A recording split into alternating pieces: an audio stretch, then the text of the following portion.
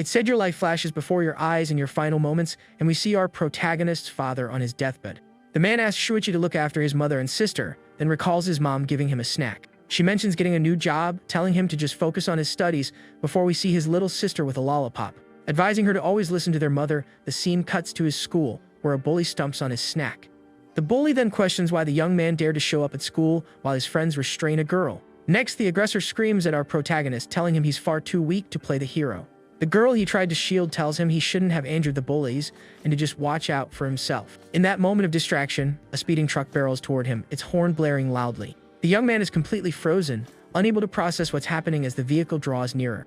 A moment later, his umbrella is swept away, and he wonders if this is truly how he's meant to go. Lying on the ground in a pool of red, the boy realizes his end has truly arrived. Before departing, he thinks of his mother and his sister Azusa, just as a strange light begins to envelop him. He laments his inability to protect them as the blue light links him to a couple on the street. With tears welling in his eyes, the boy is consumed by regret for having been so powerless in his life. He then swears that in another life, he will protect those he loves with his own two hands. His consciousness journeys to another world where he is reborn on the magical continent of Arcanus. There we find a crowd gathered for an event as a man announces the start of the annual divine blessing. He explains that children under the age of 6 must offer their most precious items to the gods.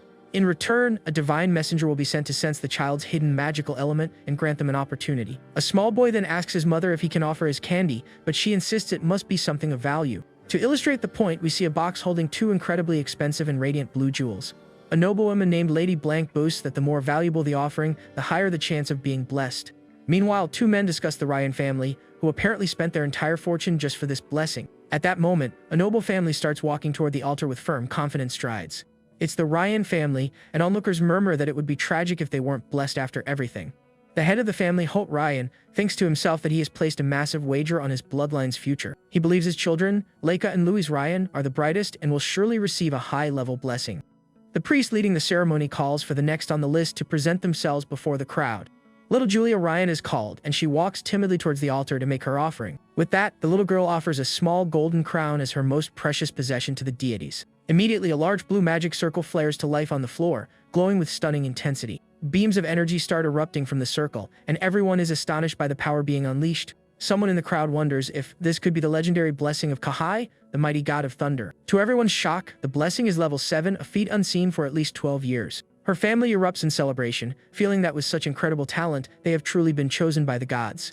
The magical energy then begins to slowly fade as the little girl remains in the center of the circle. After all the light vanishes, little Julia is left bewildered, not quite understanding what just transpired. People comment that her offering was the Crown of Thunder, but that item wouldn't cost an entire fortune.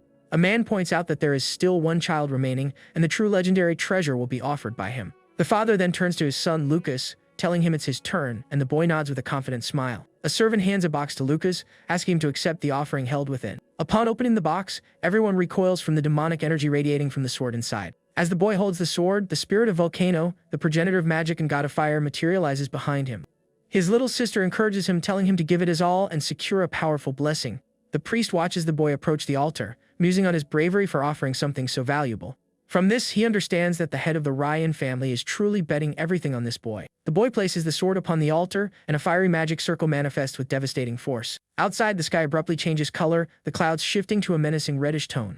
The boy's father is dumbfounded, wondering if this could possibly be the legendary level 9 blessing. Inside the hall, the torches illuminating the room begin to burn with an unnatural intensity. An instant later, a colossal wave of fire erupts from the altar, surging toward the terrified crowd. Amid all the heat, young Lucas appears drowsy, as if completely unaware of his surroundings. The demonic sword starts to float in the air, and the boy stares at it, utterly mesmerized. He then notices a small flame flickering in his hand and is confused, not understanding what it is. Suddenly, the flame erupts, engulfing his entire arm and sending the young man into a panic. The reflection of the inferno in his eyes reveals the intensity of the power about to be unleashed. In a flash, the boy's entire body is consumed by the flames, and he begins to scream in agony.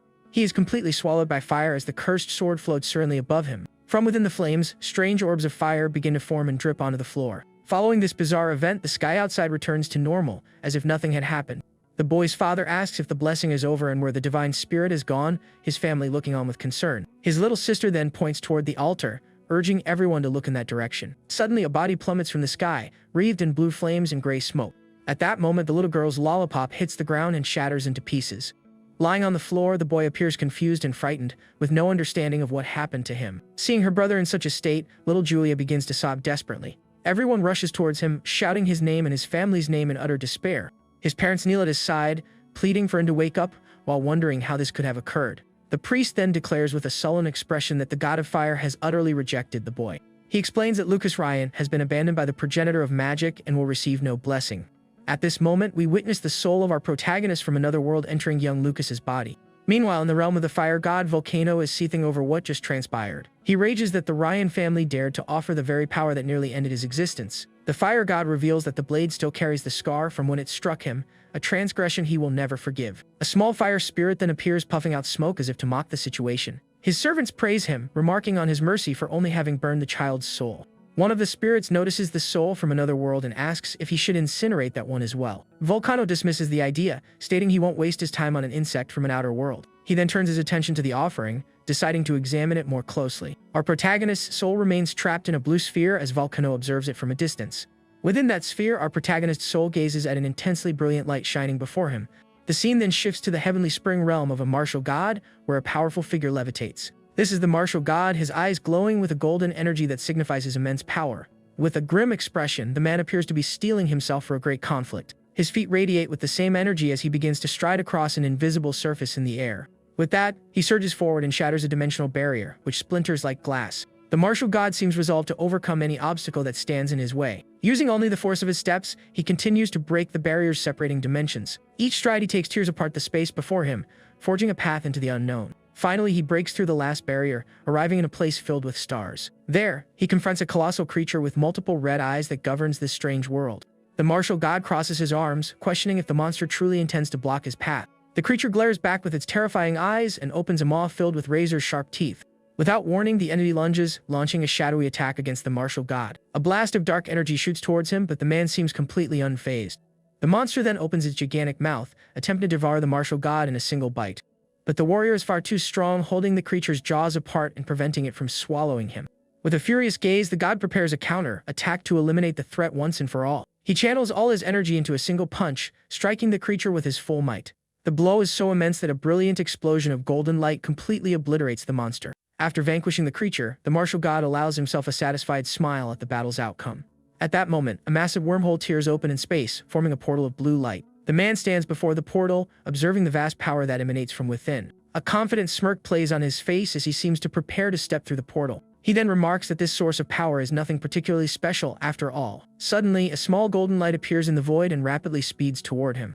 It's a muscular fairy flying towards him while crying and shouting for her master. The martial god catches her in his palm, asking why his attendant spirit is interrupting him. He then senses a strange disturbance and realizes his old partner Rec D has just been destroyed. The warrior wonders what in the world could be happening on the continent of Arcanus for this to occur. He recalls that 1,000 years ago, martial arts were superior to magic, yet now Volcano is worshipped.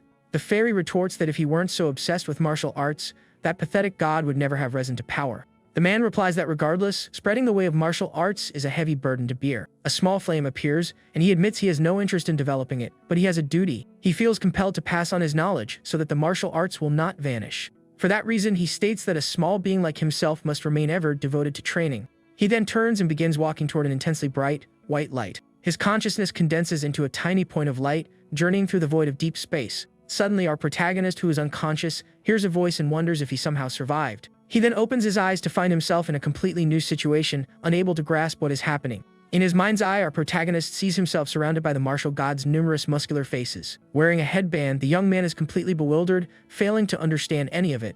The entity introduces himself as Mars, the martial god, and declares he will grant him a divine blessing. Abruptly, Lucas awakens in a bed, questioning if the whole experience was just a bizarre dream. Just then, the muscular fairies materialize, flying about and excitedly chanting the martial god's name. The boy is stunned when the entity announces he will bestow upon him the blessing of the martial god. Immediately after, a beam of golden light strikes him, leaving the young man completely paralyzed. He receives the level 9 martial god's blessing, and the limits on his martial arts training are removed. Sitting up in bed, he wonders what that was all about, and what martial god level 9 even mean. Moreover, he is shocked by the memory of how incredibly muscular the god's spirits were.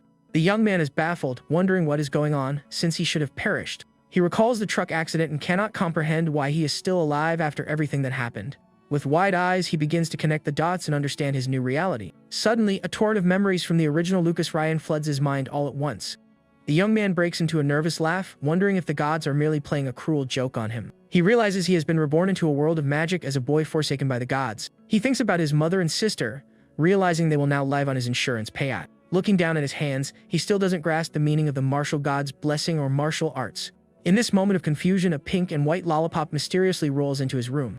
The boy turns toward the door, curious about who might have left the candy there for him. At the doorway, a little blonde girl calls to him, her eyes filled with tears and her expression deeply sorrowful. We get a close-up of her face as tears stream down her cheeks while she sobs uncontrollably. She then dashes forward and leaps onto the protagonist, who embraces her. She cries out that he's finally awake. The little girl explains that she overheard people saying he would never wake up, which made her incredibly worried. With a comforting smile, the young man reassures her that everything is fine, thinking to himself this must be his new sister, Julia. He then remembers his former sister, Azusa, and imagines the depth of her sadness at his passing. Because of this, he vows to protect the precious people in this new life, counting on the martial god to help him. Outside, the sun shines brightly on a pot of yellow flowers, symbolizing a new dawn of hope. The scene then cuts to an altar where a grand and imposing statue of an angel stands prominently. The statue appears calm and serene, but suddenly a strange aura begins to permeate the area. A dark liquid starts to trickle from the statue's eyes, resembling tears of blood. Soon after, the entire statue is coated in this substance and a malevolent figure materializes.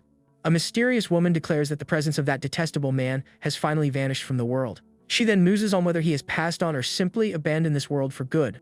With a snake emblem on her chest, the woman laments that she now has very little power remaining. Her dark hair drifts in the air as she appears to be slowly recovering from her wounds. With a sinister smile, she proclaims that without him in her way, this world will soon be entirely hers. The story then advances 9 years, showing us the opulent mansion of the noble Ryan family. Outside, a young man whistles while dabbing sweat from his face with a white handkerchief. This is Lucas Ryan, now a young adult, who notes that the weather has finally cleared and Julia must have finished her practice. The protagonist decides to find his sister, but a thorny vine shoots out in his direction. He immediately senses the danger and braces for the surprise attack coming from his side.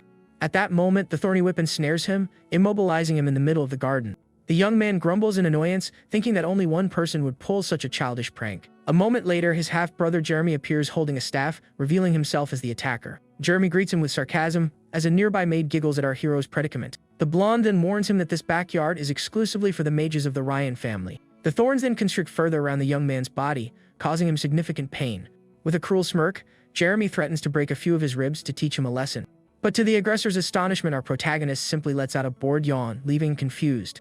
The young man then points out that his sister is finishing her magic training and will be back any moment. With a serious glare, he warns him to release him if he doesn't want to be fried by her lightning. Jeremy becomes flustered, calling him a coward for hiding behind his sister and claiming he isn't afraid of lightning. In that very instant, a bolt of purple lightning descends from the sky, striking him with a powerful electric shock. The boy is left completely charred as the maid screams in terror for her master. The protagonist then glances back to see his sister Julia approaching, her magic staff in hand. Her pink staff, adorned with cat ears, still crackles with purple sparks, showcasing its immense power. Julia, now older, warns him that if he bullies her brother again, she will not go easy on him. With an angry expression, she pouts, making it clear she is not playing around. She then turns to the protagonist, assuring him she will remove those vines immediately. With Julia's magic, the thorny vines crumble to the ground and slowly disintegrate into dust. At that, the protagonist affectionately pats his sister's head, and she gives him an adorable smile. The young man then turns to his half-brother, asking if he has finally learned his lesson about messing with him. His face flushed with rage, Jeremy just mutters incoherently, unable to form a response. Immediately after, he and the maid flee with their tails between their legs, terrified of the girl. Our hero remarks that she went quite easy on him with that last shock, as he appears to be perfectly fine. The young woman then asks why he didn't fight back, reminding him that his strength is a secret between them. The protagonist smiles, adding that besides, she is always there to protect him from any harm. With a confident grin, he shows he is merely teasing his beloved little sister. 9 years have now passed since his reincarnation into the body of young Lucas Ryan. He recalls that on the day he awoke, his father came to visit him, leaning on a wooden cane. At that time, the young man was certain he would be disowned for failing to meet their expectations. But to his astonishment, his father embraced him, saying he was just happy that he had woken up safely. The protagonist explains that Holt Ryan is the leader of a renowned order of knights within the kingdom. Because of this, he is rarely home to see his children, but he remains a loving father to them. When Holt learned he was training in martial arts, he sent him a letter containing some information. It mentioned that the family archives held several old tomes on martial arts for him to study. With that, young Lucas ventured into the archives with a candle to seek out the books his father had mentioned.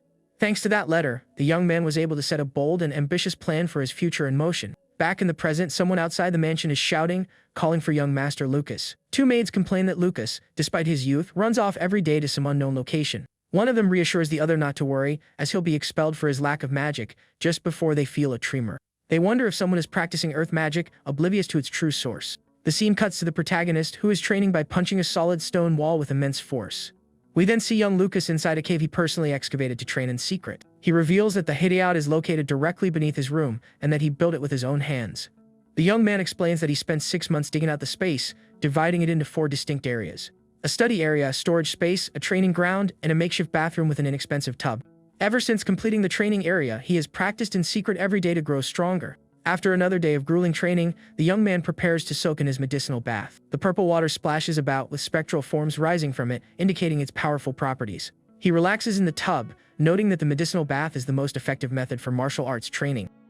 The young man recounts that 3 years have passed since he began training with the chaotic tempering technique. As a result, he is now so durable that magical attacks of level 5 or below cannot even scratch him. The protagonist states that his defense is finally solidifying, and it is now time to concentrate on his offense. He then retrieves his katana, preparing to test his skills against a training dummy. With a firm grip on his blade, he focuses his intent to deliver a powerful and precise strike. In the blink of an eye, he lunges forward, attacking the dummy with lethal and astonishing speed. His eyes reflect the determination and power he has cultivated over these years of training. In addition to the sword, he is also a master of other weapons, such as the spear shown in the image. With his spear, the protagonist surges forward, delivering a mighty blow against the training dummy. The dummy is then assailed by a barrage of swift, precise attacks that completely overwhelm it. As a result, the training target is utterly destroyed, collapsing into pieces on the cavern floor. He reaches level 4 in his technique and decides to spend some time training his fists.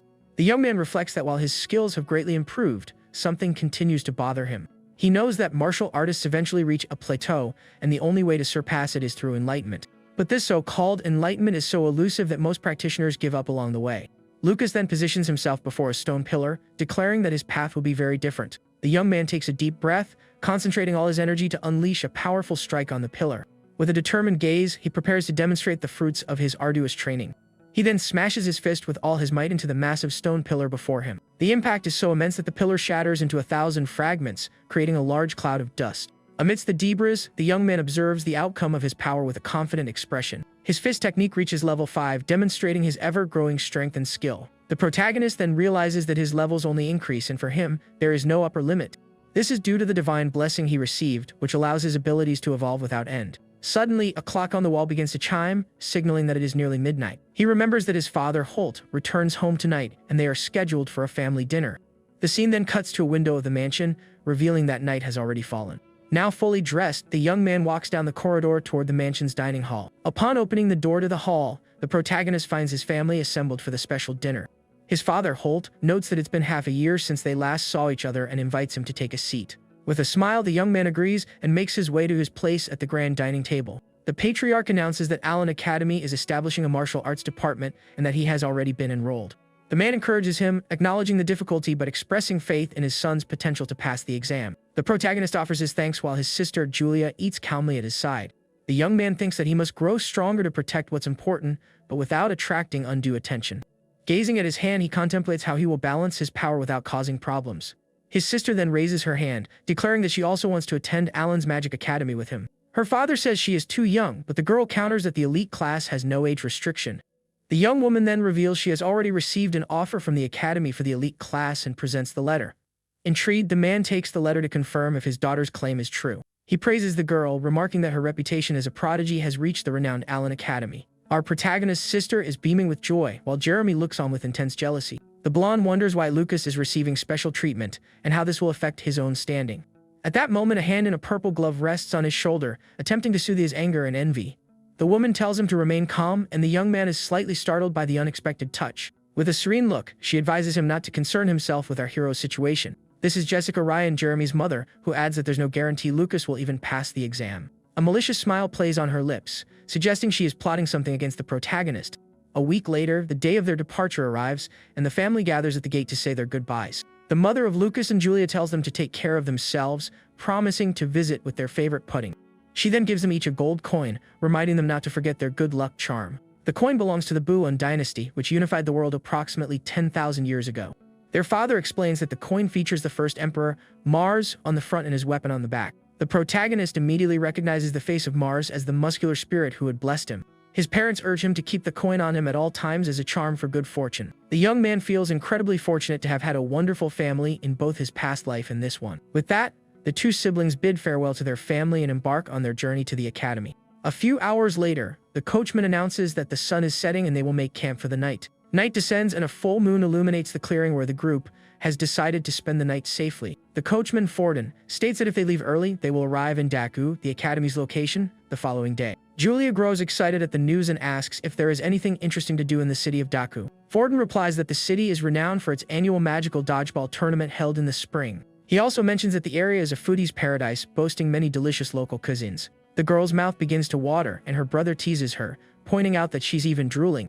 Suddenly, the protagonist senses something amiss in the air, and his expression turns serious and alert. His heightened senses detect 12 horses and 13 individuals approaching at great speed. The young man then asks Forden if this area is known for having bandits. He believes his technique has sharpened his senses and is certain he isn't imagining things.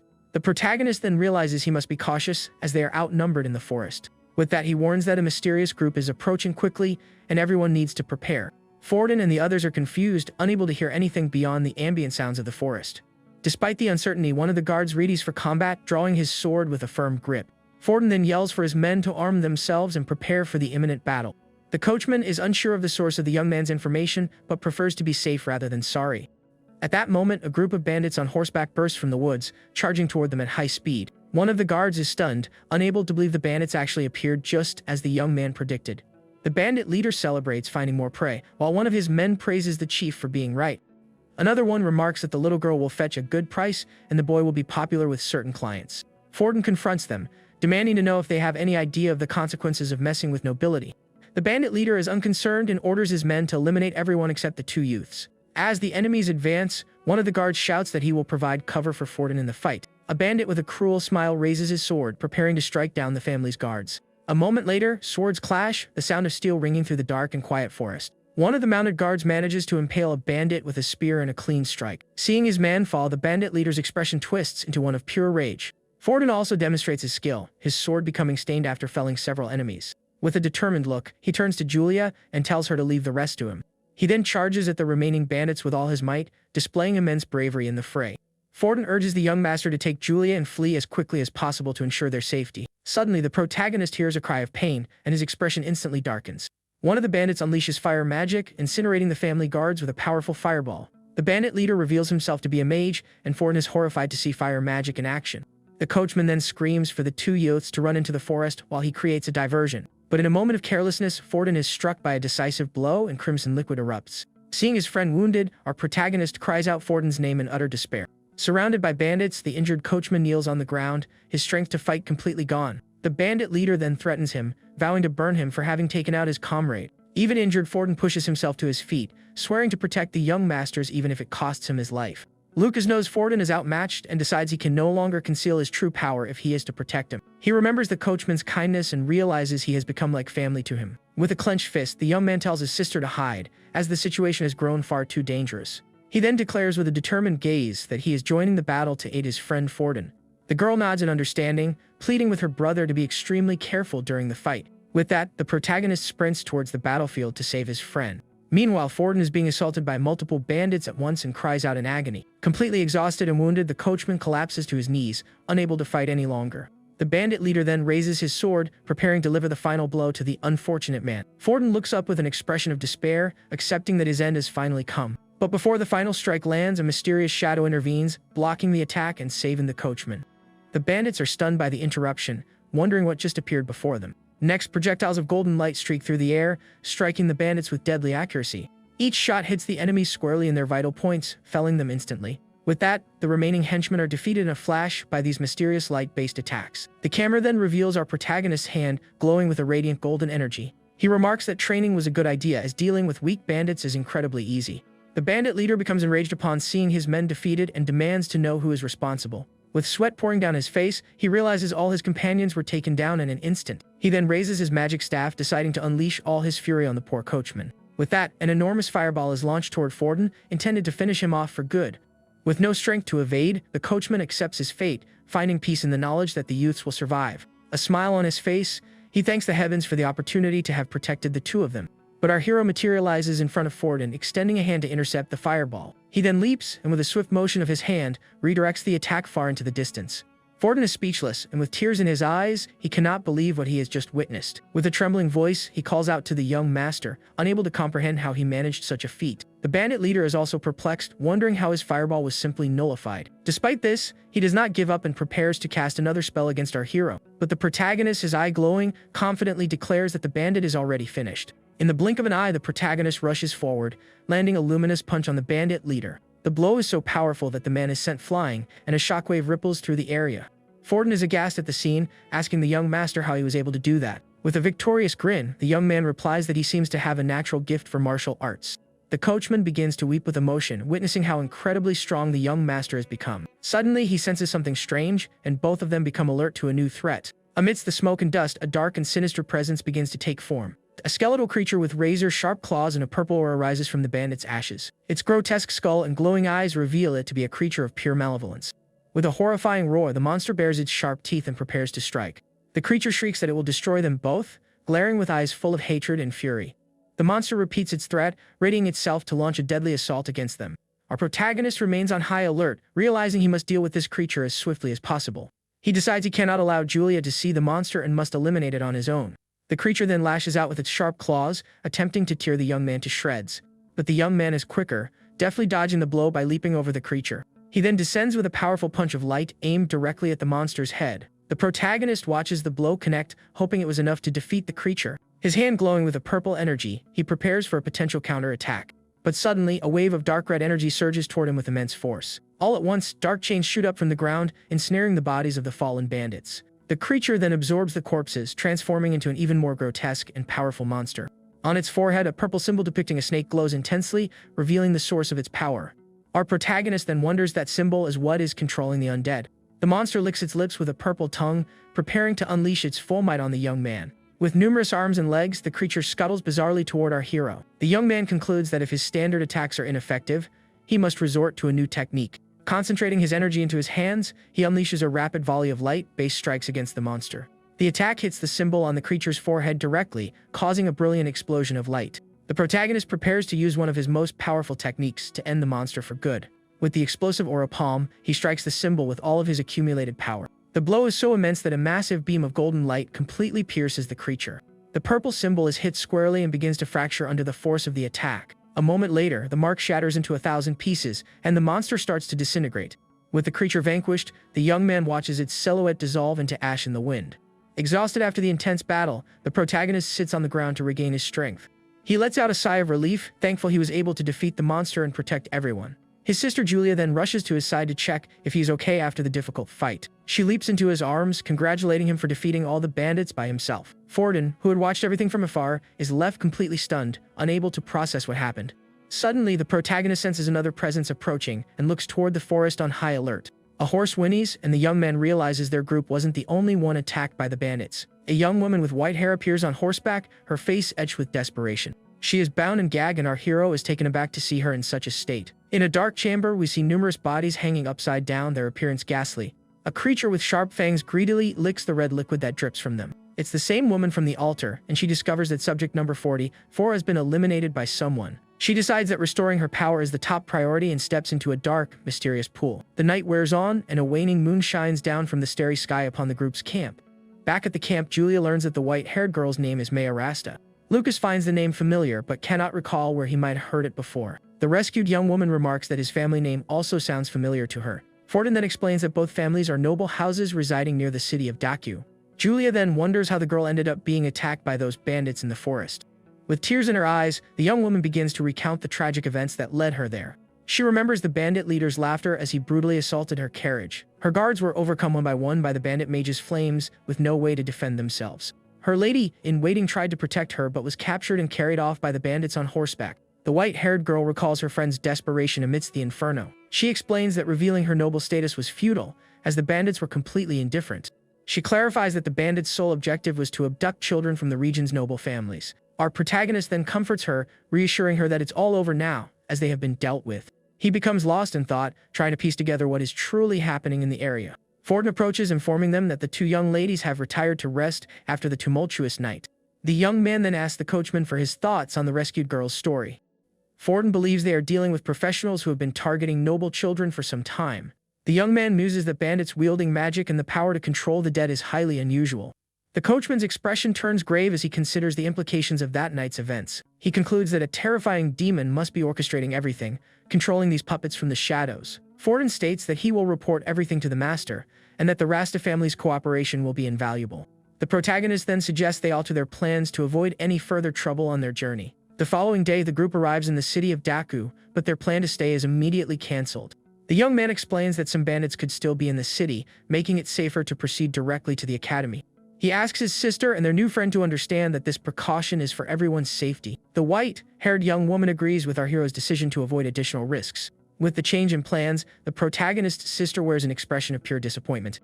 With a gentle smile, he promises that on their return trip, he will treat her to anything she wants to eat. The girl's spirits lift at the promise, and the rescued young woman smiles, observing the siblings' close bond. Forden announces their entry into the city and asks if they'd like to look out the window. The two siblings then poke their heads out of the carriage to get a view of Daku. Both siblings are captivated by the beauty and scale of the city of Daku.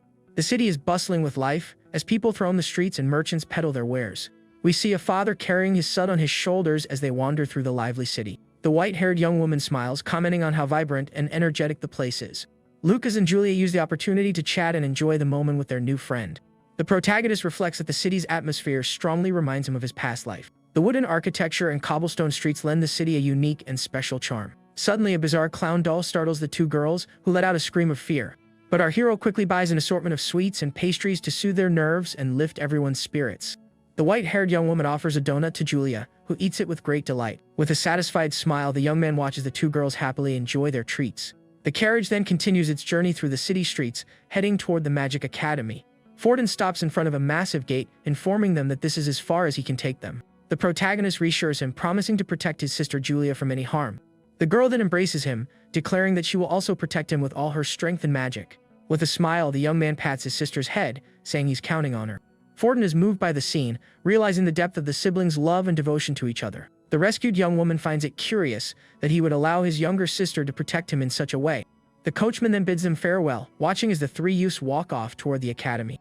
The white-haired girl thinks about how kind they are and points toward the academy just ahead. The protagonist smiles, reflecting on his good fortune in meeting these two on his journey. The white-haired girl is also happy, blushing as she thinks about how much they've helped her. Suddenly, the young man remembers something, and Forden materializes beside him to clarify the situation. The coachman reveals that the young woman, Maya, was once our protagonist's fiancée when they were children. However, after the divine ritual, the engagement was dissolved because he lacked any magical talent. Allen Magic Academy is one of the three most prestigious schools in the Carmina Empire, located in Daku. Freshmen undergo an examination 1 year after enrolling to be sorted into various departments. There are also exceptions for extraordinary students who may graduate earlier than their peers. Any student who passes the certification exam can graduate without completing the full 6 years. The two siblings then observe the other students preparing for the admission exam. Julia feels a pang of sadness, wishing she could take the exam alongside her newly made friend. The young man explains that she has already completed her exam and is now safely with her family. He encourages her to focus on their own exam, promising they can see each other every day if they all pass. Julia's beauty draws attention, and people wonder aloud if she is also there for the exam. They comment that she looks no older than 12 and that her brother is also quite handsome. One of the young men remarks with envy that he wishes he had such an adorable little sister. Suddenly, a woman with purple hair approaches, catching little Julia's eye. She introduces herself as Mina, the vice president of the student council at Allen Magic Academy. With a smile, the woman asks if the little girl snuck in to follow her older brother. Julia firmly denies it, proudly stating she is there to take the admission exam with him. The woman wonders if this could be the same girl who received the offer for the elite class. With a knowing smile, she realizes the young girl is indeed a prodigy and will make an excellent student. She then kneels down, asking if she is Julia from the esteemed noble Ryan family of the region. Surprised, the girl asks how she so easily knew her name and that of her family. Mina invites her to the registration area, completely overlooking our protagonist. Little Julia then speaks up, pointing out that her brother also needs to register for the admission exam. Mina is embarrassed, realizing she had completely forgotten about our hero standing right there. The young man then begins to mock mages, remarking that coming to a magic academy is utterly ridiculous. He thinks to himself that mages believe they are superior, but to him, they are nothing more than insignificant bugs. Losers like Jeremy and that bizarre monster are no match for his overwhelming power. The young man grumbles that he is only wasting his time here because of his parents' good intentions. The student council member realizes he was speaking aloud and becomes flustered by the situation. Mina apologizes for the oversight and calls him by name to confirm his identity. Lucas then realizes he has become the center of attention and tries to mask his irritation. Mina invites them to accompany her, offering to show them to the examination hall. The protagonist is pleased to notice she is one of the few who doesn't look at him with prejudice. The group soon arrives at a vast hall where a large crowd of students is already assembled for the exam. Using magic, Mina distributes emblems and instructs everyone to register with a council member. She explains that the exam number is on the emblem, which must be worn throughout the test. The exam consists of 3 parts measuring magical potential, testing elemental compatibility, and assessing destructive power. Our protagonist inquires if the process is identical for the martial arts department. The young man mutters to himself, thinking they were too lazy to design a specialized test. With that, he cracks his knuckles, preparing to show everyone the true power of a martial artist. He resolves to demonstrate the might of martial arts and shatter their preconceived notions. An instructor announces the start of the test, directing students to place their hands on the magical orb. When it's our hero's turn, the instructor eyes him with a look of pure disdain and contempt. The man is stunned by the result, declaring it a once-in-a-millennium phenomenon. The young man's magical potential is 0, and the hall erupts in ridicule. He lets out a weary sigh, thinking he is reliving the same ordeal from his childhood. Next, a girl with purple hair places her hand on the sphere of light to measure her potential. The other students gasp as a purple light emanates from the magical sphere. The color purple signifies a potential of 7 out of 10, marking her as a first-class student. Our protagonist doesn't understand the excitement. To him, it's nothing particularly special. He then shouts to his sister, encouraging her not to hold back and to show everyone her true power. The girl grips the sphere with both hands, concentrating to unleash her energy. The sphere begins to glow with an intensely brilliant golden light, blinding everyone present. A beam of golden light shoots up to the ceiling of the hall, leaving everyone awestruck by the display of power. The other students are in disbelief, unable to accept what they are witnessing. A number 10 materializes in the light, indicating the girl possesses the absolute maximum magical potential. Everyone is mesmerized by the young girl's talent, hailing her as a prodigy among prodigies. After the test, the girl smiles, pleased with her result, and looks at her brother with pride. She bounds over to him, asking if she was incredible during the potential test. The young man praises her, saying that one day, with her talent, she will become a great archmage. 2 envious students begin to mock our protagonist, but are quickly shushed by a friend. The protagonist thinks to himself that everything is proceeding as planned, and it isn't worth starting a fight. He realizes that as long as Julia's talent shines brightly, he can enjoy a peaceful school life. All his hard work to enhance his sister's talent is finally bearing fruit. He had used the mage's consecration, ability to amplify the girl's magical potential. The instructor announces the second test, and the students all make their way to the spirit cabin. They enter a grand hall with a glass ceiling that bathes the entire space in light. Hand in hand, the 2 siblings walk toward the location for the next phase of the exam. The compatibility testing area is a large hall featuring several blue pillars in its center. Numerous elemental spirits flit about the hall, showcasing a wide diversity of magical powers. The other students are amazed by the variety of spirits present in the room. The moment little Julia enters the hall, all the spirits begin to flock and circle around her. With a smile, the girl interacts with the spirits, who seem to genuinely enjoy her presence. One of the students complains that he was unable to attract a single wind spirit. Our protagonist smiles, knowing his sister possesses maximum compatibility with all the elements. He thinks to himself that his special ability is safely and effectively boosting the girl's potential. The instructor announces Julia's score as 9.6, the highest among all the students. With this result, the girl finds herself surrounded by gazes of both admiration and envy. Other students praise her and ask to be her friend, but she becomes overwhelmed by the sudden attention. She then runs and clings to her brother, seeking comfort and protection in his embrace. The protagonist comforts her, asking what happened to make her so frightened all of a sudden. The girl explains that everyone's stares are making her scared, and she hides behind him. The young man explains that as a genius, she will have to get used to receiving such attention from now on. He advises her not to worry about others and to gradually accustom herself to the spotlight. The young girl then smiles, declaring she needs to become stronger so she can protect her older brother. The protagonist realizes he needs to work on strengthening his sister's mental fortitude for the future. Meanwhile, 2 students discuss little Julia's astounding performance on the exam. One of them remarks that her brother is useless, noting his compatibility score was 0. They recall how, when our hero entered the hall, all the spirits had fled from him. The spirits had appeared to feel a deep sense of disgust and repulsion in the young man's presence for some unknown reason. One of the students also mentions a strange incident that occurred after the second test. He recounts seeing one of the fire spirits' arms tear itself off, an event that nearly scared him to death. His friend dismisses it, saying the spirits are tiny and he must have been seeing things. Our protagonist overhears their conversation and becomes pensive about what they are discussing. He can't believe there was a witness to what had transpired during the second exam test. The young man remembers that the fire spirits were particularly nasty to him due to their connection with the fire god. As the test concluded and he was about to leave, he had offered a small warning to the spirits. The protagonist recalls one of the fire spirits angrily spitting fire directly at him. He thinks to himself how childish it is to hold a grudge over something that happened so long ago. The young man then picks up a small pebble from the ground, clenching it firmly in his hand. With a swift motion, he flicks the stone at the spirit, hitting it squarely and knocking it down. The young man declares that a mere servant of the fire god has no right to act superior to him.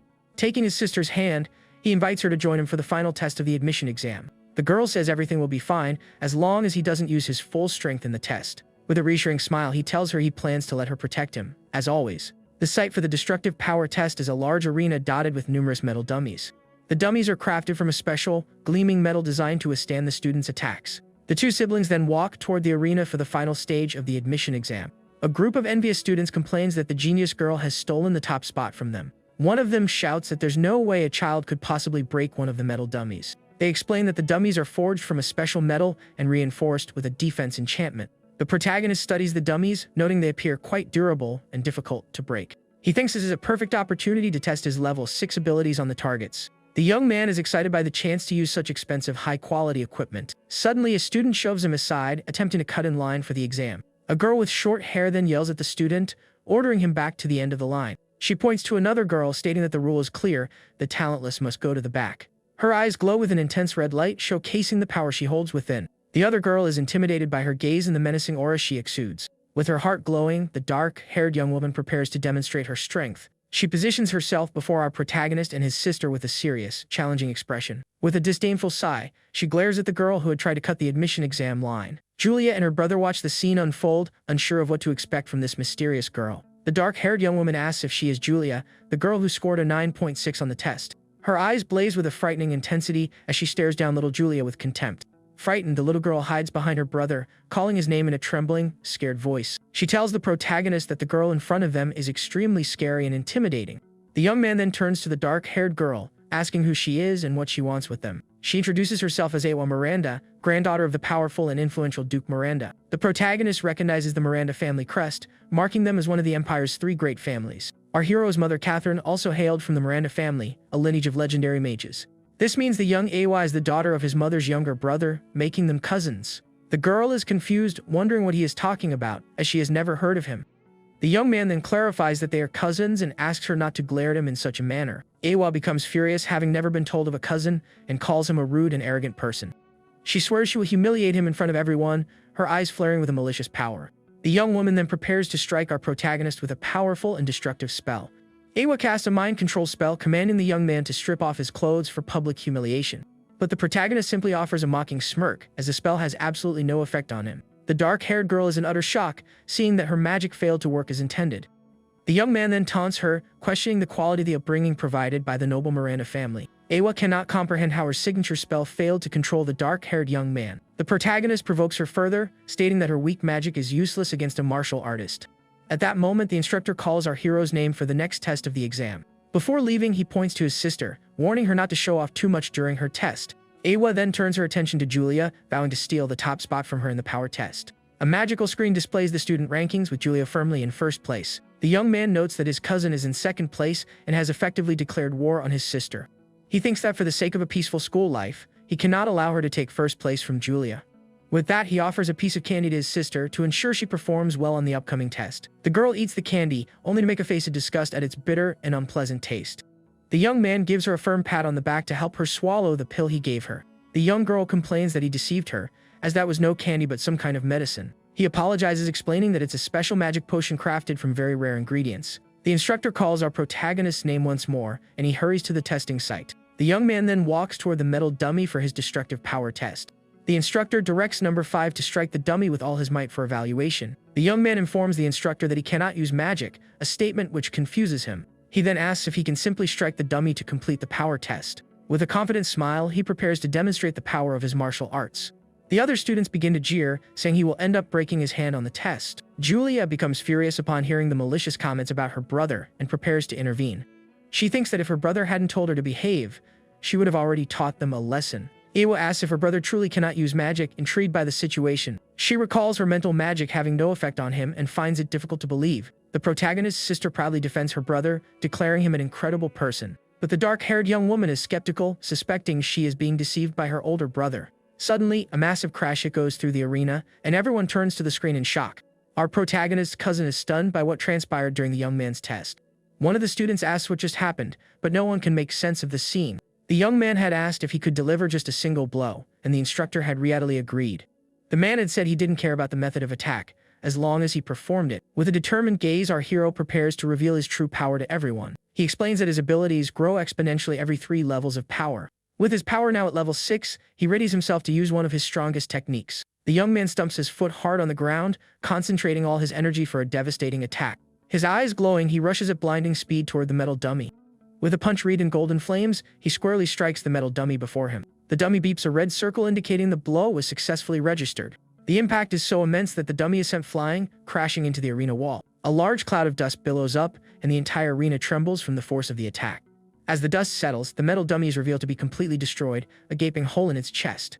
Our protagonist then turns to face the crowd with an expression of pure confidence. A was shocked, realizing his attack was as swift as high-level wind magic. She also notes that the dummy had glowed gold, a sign of devastating attack power. The dark-haired young woman realizes she is the only one who grasped the young man's true strength. The instructor congratulates him, noting it's the first time in a decade a dummy has been broken. The young man smiles and offers his thanks as his sister celebrates his success in the power test. With a victorious smile, the girl flashes her brother a peace sign, celebrating his triumph. The protagonist thinks he managed to avoid a 0 and conceal his true strength, thanks to those who underestimated him. As time passed, the students ceased to pay attention to the young man's destructive power. Everyone was far more captivated by the rare and astonishing talent of the small yet powerful Julia.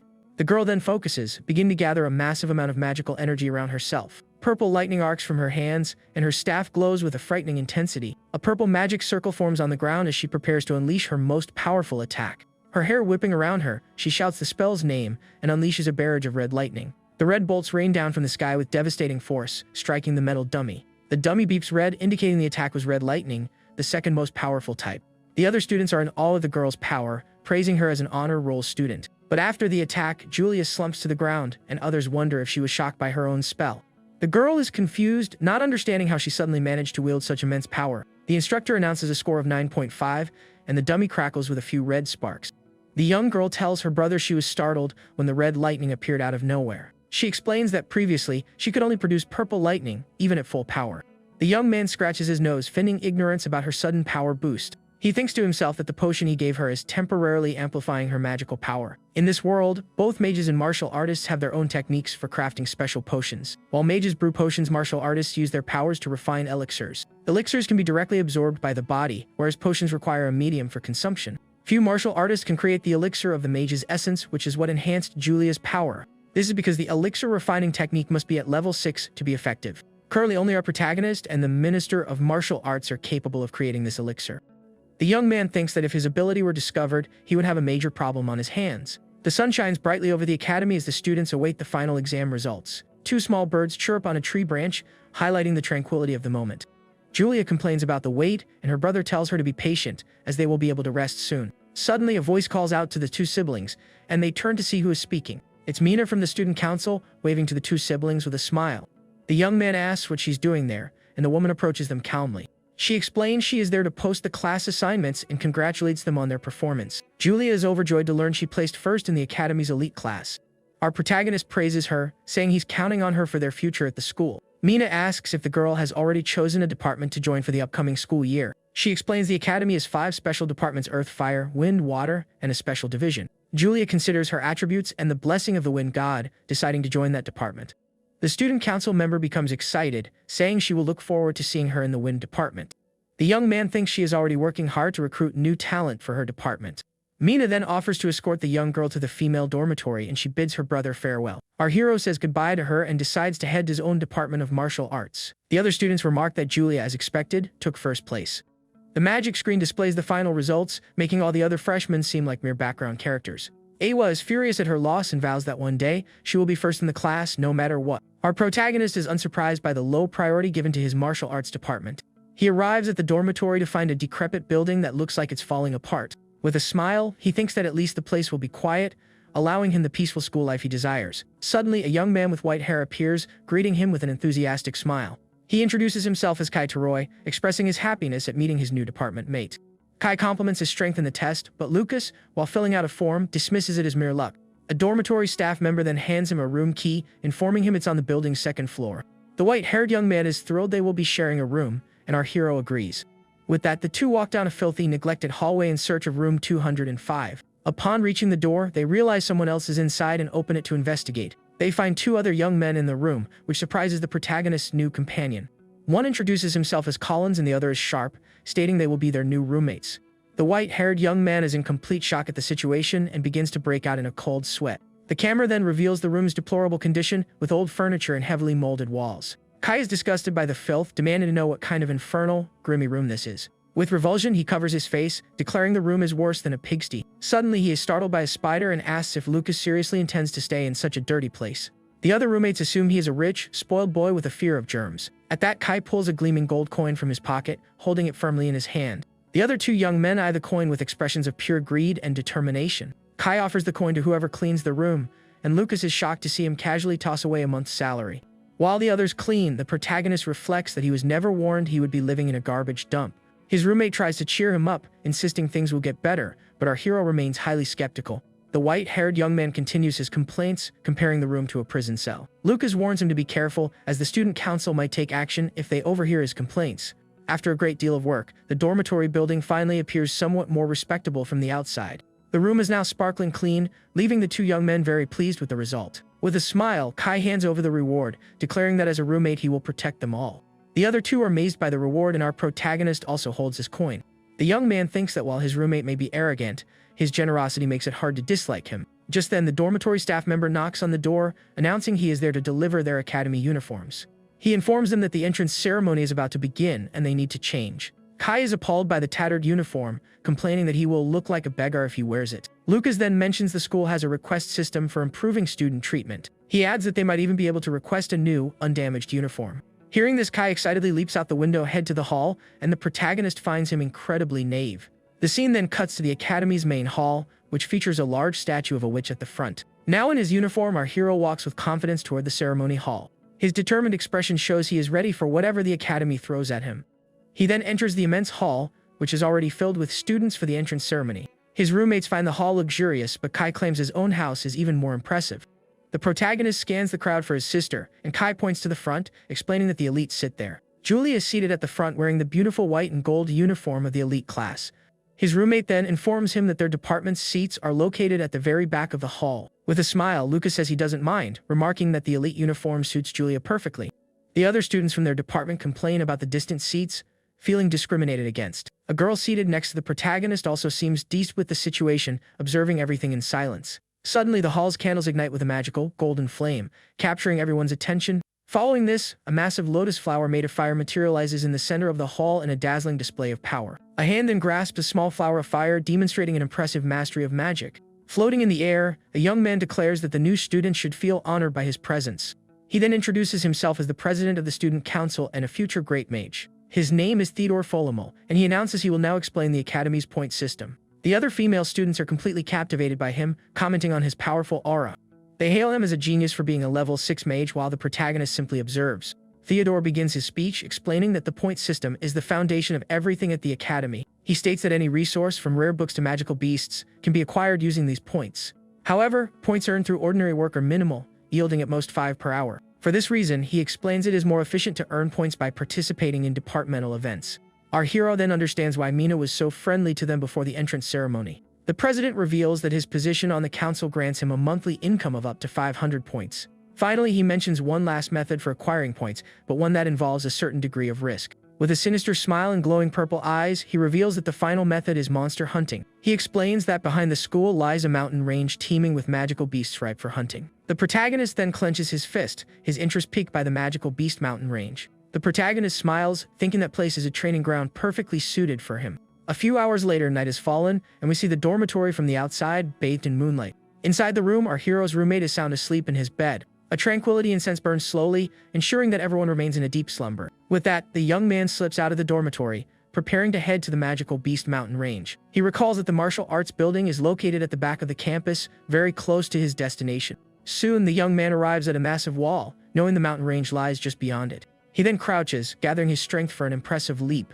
In the blink of an eye, the martial artist soars over the wall with incredible agility. The young man clears the wall, landing softly in the forest on the other side of the campus.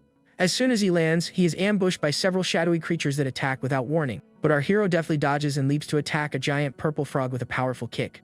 The creature is taken aback by the young martial artist's speed and strength. With a precise strike, he smashes the monster's horn with all his concentrated force. The impact is so powerful that the creature's horn shatters, causing a large explosion. Thrown to the ground, the giant frog is immobilized, defeated by our protagonist. With that, the young man removes the creature's horn, which he can exchange for points at the academy. He then looks at the giant black, horned frog lying motionless on the dark forest floor. The young man explains that the horns are venomous and highly valuable for crafting magic potions. He needs points to acquire the legendary books the martial god used in his battles. He surveys the mountain range, realizing he needs to quickly pinpoint the monster's locations.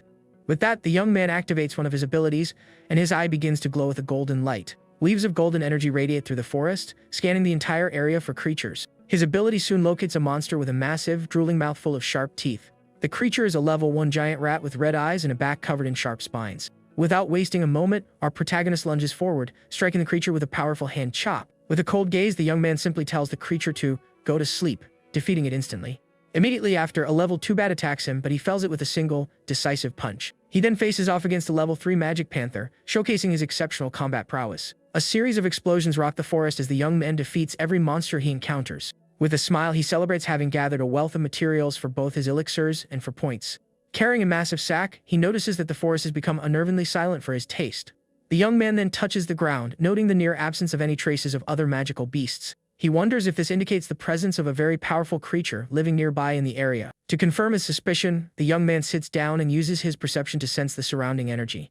His ability guides him down a strange path in the middle of the dark and quiet forest. The path leads him to the entrance of a dark cave from which a powerful energy emanates. From within the darkness, a giant wolf with glowing purple eyes snarls at our hero. But the protagonist is unfazed. With a confident smile, he declares he has finally found his target. The creature attacks him from a distance, but he dodges, realizing it sensed him from a kilometer away. From the cave's entrance, a bluish smoke begins to seep out, signaling the creature's presence. A giant wolf with white fur and red paws emerges from the cave, confronting our protagonist. It is a level 6 fire and ice wolf, and it snarls at the young man with its glowing purple eyes. The young man now understands why the creature is so territorial and smiles, preparing for the fight. Fearlessly, our hero advances toward the giant wolf to begin the battle at once. With an excited grin, he invites the creature to dance and readies for the first strike. He then lands a powerful punch on the wolf's paw, but the creature seems to feel nothing at all. The wolf counter-attacks with a blast of ice from its mouth, aimed directly at our protagonist. But the young man forms an ice shield with his hand, successfully protecting himself from the creature's attack. The creature is astonished to see its own ability turned against it by the young man. Seizing the opportunity, the young man lands an ice-infused punch on the giant wolf's eye. He then uses his other hand to pummel the creature's head with a series of icy blows. The wolf then strikes with its tail, but our hero manages to block the attack with his arms. The young man laments not having trained harder, as he could have torn off the creature's leg with that blow. He then challenges the wolf to get up, asking if it has already grown tired of the battle. Wounded, the giant wolf rises to its feet, preparing to use its other element in the fight. It then opens its mouth and unleashes a powerful fireball toward our protagonist. The young man dodges the attack, and the fireball slams into the cave entrance, causing an explosion. Next, the creature launches a continuous stream of fire at the young martial artist. The fiery assault illuminates the entire forest, forcing our protagonist to dodge swiftly. The wolf becomes completely wreathed in flames, preparing for a devastating attack. With a howl, the creature unleashes the full force of its firepower upon our protagonist. But the young man manages to close the distance and grapple with the wolf, enduring the searing flames. The creature is surprised by the young man's courage, unable to understand how he can withstand the intense heat. His fist glowing with golden energy, the martial artist prepares a counterattack. He then lands a mighty punch on the wolf's chin with all his concentrated force. The blow is so powerful that the creature's jaw is damaged by the sheer impact. Following up, the protagonist launches a blast of golden energy to conclude the battle. The wolf is hit squarely and sent flying into the cave wall by the force of the attack. Lying on the ground, the young man is impressed by the creature's mastery over both fire and ice. The creature appears defeated, whimpering in pain on the ground with no strength left to stand. In its eye, a yin-yang symbol materializes, reflecting its dual nature of fire and ice. His eyes glowing, the young man remarks that this is an incredibly rare magical beast. He then seizes the wolf by the neck, demonstrating that he is now in complete control of the situation. The creature seems to submit, yet still exhales a faint aura of fire and ice from its mouth. Our protagonist then reveals that he too can control the two opposing elements. With that, they both unleash a simultaneous blast of fire and ice at each other. The clash of elements creates a massive cloud of steam, and the young man wonders what is happening. From the midst of the smoke, a blade of golden energy shoots toward the giant wolf. The creature manages to evade the attack, scrambling up the cave wall to escape the blow. Wounded, the giant wolf flees desperately through the cave, trying to escape the battle. But the protagonist gives chase, declaring that he will not allow it to escape under any circumstances. He then reaches out to grab the wolf's tail, preventing its flight. With that, the young man catches the creature and slams it forcefully against the cave wall. The wolf hits the ground with a heavy thud, and our hero prepares for his next move. The young man thinks that fighting a giant magical beast is highly entertaining, and it is surely worth a lot of points. Suddenly, he notices the creature has risen again and prepares for another confrontation. The wolf then curls into a ball of fur and hurtles toward the young man with full force. But our hero manages to dodge the attack, and the wolf crashes into the cave wall. The creature then turns and unleashes a massive blast of fire in an attempt to hit the young man. Our protagonist leaps to evade the attack, realizing the wolf is now using shadow fire. The creature then attacks him with shadow fire from one side and ice from the other in a combined assault. But the young man dodges and descends with a powerful punch, intending to end the battle once and for all. He then channels all his energy into a single punch, preparing for the final blow. With that, a massive explosion of golden light occurs, and the cave floor begins to tremble violently. The creature then bites down hard, and the young man wonders if this is truly his end. He decides he has no choice but to use his last resort to survive. Suddenly, the wolf attacks with its giant red paws, attempting to crush him in one fell swoop. Our protagonist's expression turns serious as he prepares to unleash one of his most powerful techniques. With that, the giant wolf charges toward him for the final clash between the two. The wolf then reveals two magic cores, one of fire and one of ice, to our protagonist. The young man wonders if that is a beast core and is awestruck by the sight. He recalls that some beasts are born with a core that houses all their magical power. The young man then realizes that if his blood touches the core, the creature will become his loyal servant. With a confident smile, the martial artist accepts the creature's offer, making it his subordinate. He thinks this is an unexpected windfall, noting that not even mages possess a level 6 beast. However, he remains suspicious of the wolf's behavior, as powerful beasts would never willingly submit to a human. With that, the young man cuts his finger, allowing his blood to drip onto the two magic cores. The blood then spreads across the cores, and intense light begins to illuminate the cave. The wolf then swallows both cores and kneels before its new master in a display of respect. Next, the cores fuse with the creature's body, and it begins to transform. The protagonist then hears a voice in his mind, realizing it's the wolf addressing him as master. The young man is confused, unable to understand how he can hear the creature's thoughts. He realizes he can now comprehend what the creature is saying and is taken aback. The martial artist then names it Ol, and the wolf joyfully accepts its new name. The young man wonders if the wolf territory now belongs to him, and if there might be any hidden treasures. With an intelligent look, the creature seems to perceive its new master's thoughts. The wolf then nudges him with its snout, as if in agreement with his idea. It then beckons him to follow, indicating it will show him where its treasures are hidden. Ol then leads him through the dark cave toward its secret treasure stash. As Ol guides him through the cave, the young man notices a strange odor emanating from some bats on the ceiling. The protagonist then covers his nose to block out the full smell permeating the cave's air. They arrive at Ol's treasure hoard, which contains monkey bones and even some rare precious gems. At the sight of such a vast collection of treasures, the young man's jaw drops, thinking he's found paradise. But Ol informs him that this is not its true treasure and beckons him to see what truly matters. The wolf then reveals a collection of level 3 beast cores and even 2 level 6 ones. The creature explains that it consumed all the water and fire cores it could find to become stronger. The young man realizes that Ol has defeated 2 opponents as powerful as itself and is deeply impressed. To reward it, the martial artist offers it an elixir, which the wolf consumes with great delight. After eating the elixir, the creature is suffused with a golden energy and appears to feel much better. The young man explains that it is a healing potion and instructs Ol to recover and guard the treasure for him. With that, the creature accepts its first mission, proudly declaring to leave everything to it. The protagonist then prepares for his next move, with his new and powerful ally at his side. A confident smile on his face, the young man appears to be plotting something for his future at the academy. The scene then cuts to the academy's classroom building on the morning of the following day. The young man enters the classroom and takes his seat for the first lesson of the day. He yawns, mentioning he was up all night but isn't tired thanks to the sleep incense. The young man complains that Ol kept pestering him while he was trying to count his newfound treasures. A clock on the wall then begins to chime, signaling that the class is about to start. The classroom's blackboard is shown as the students await the professor's arrival. The students wonder where the professor is as he should have been waiting for them in the room. Kai grows anxious, thinking the administration forgot to assign a professor to their class. Suddenly, they hear footsteps and a man stumbles in the room, swaying from side to side. The man then kicks a liquor bottle, complaining that he drank too much the previous night. He then slams his book onto the desk with force, startling all the students in the classroom. Our protagonist and his roommate are shocked by the new professor's dramatic entrance. The man introduces himself as Shugart, stating he's responsible for the martial arts department. The young man observes the professor intently, sensing he is no ordinary man. Shugart then writes his name on the blackboard with a piece of white chalk, his hand steady. With a yawn, he picks up his book, preparing to begin the first class of the day. Our hero's roommate is appalled by the professor's appearance and begins to sweat nervously. He cannot believe that this disheveled man is their martial arts professor. Suddenly, the professor shouts, and the sheer force of his voice sends the 2 young men flying backward. Kai rubs his head, wondering why the professor suddenly screamed, and our hero is just as clueless. But the protagonist recognizes the professor's swift movement as that of a highly skilled individual. He concludes that Shugart must be at least a level 5 or level 6 martial artist.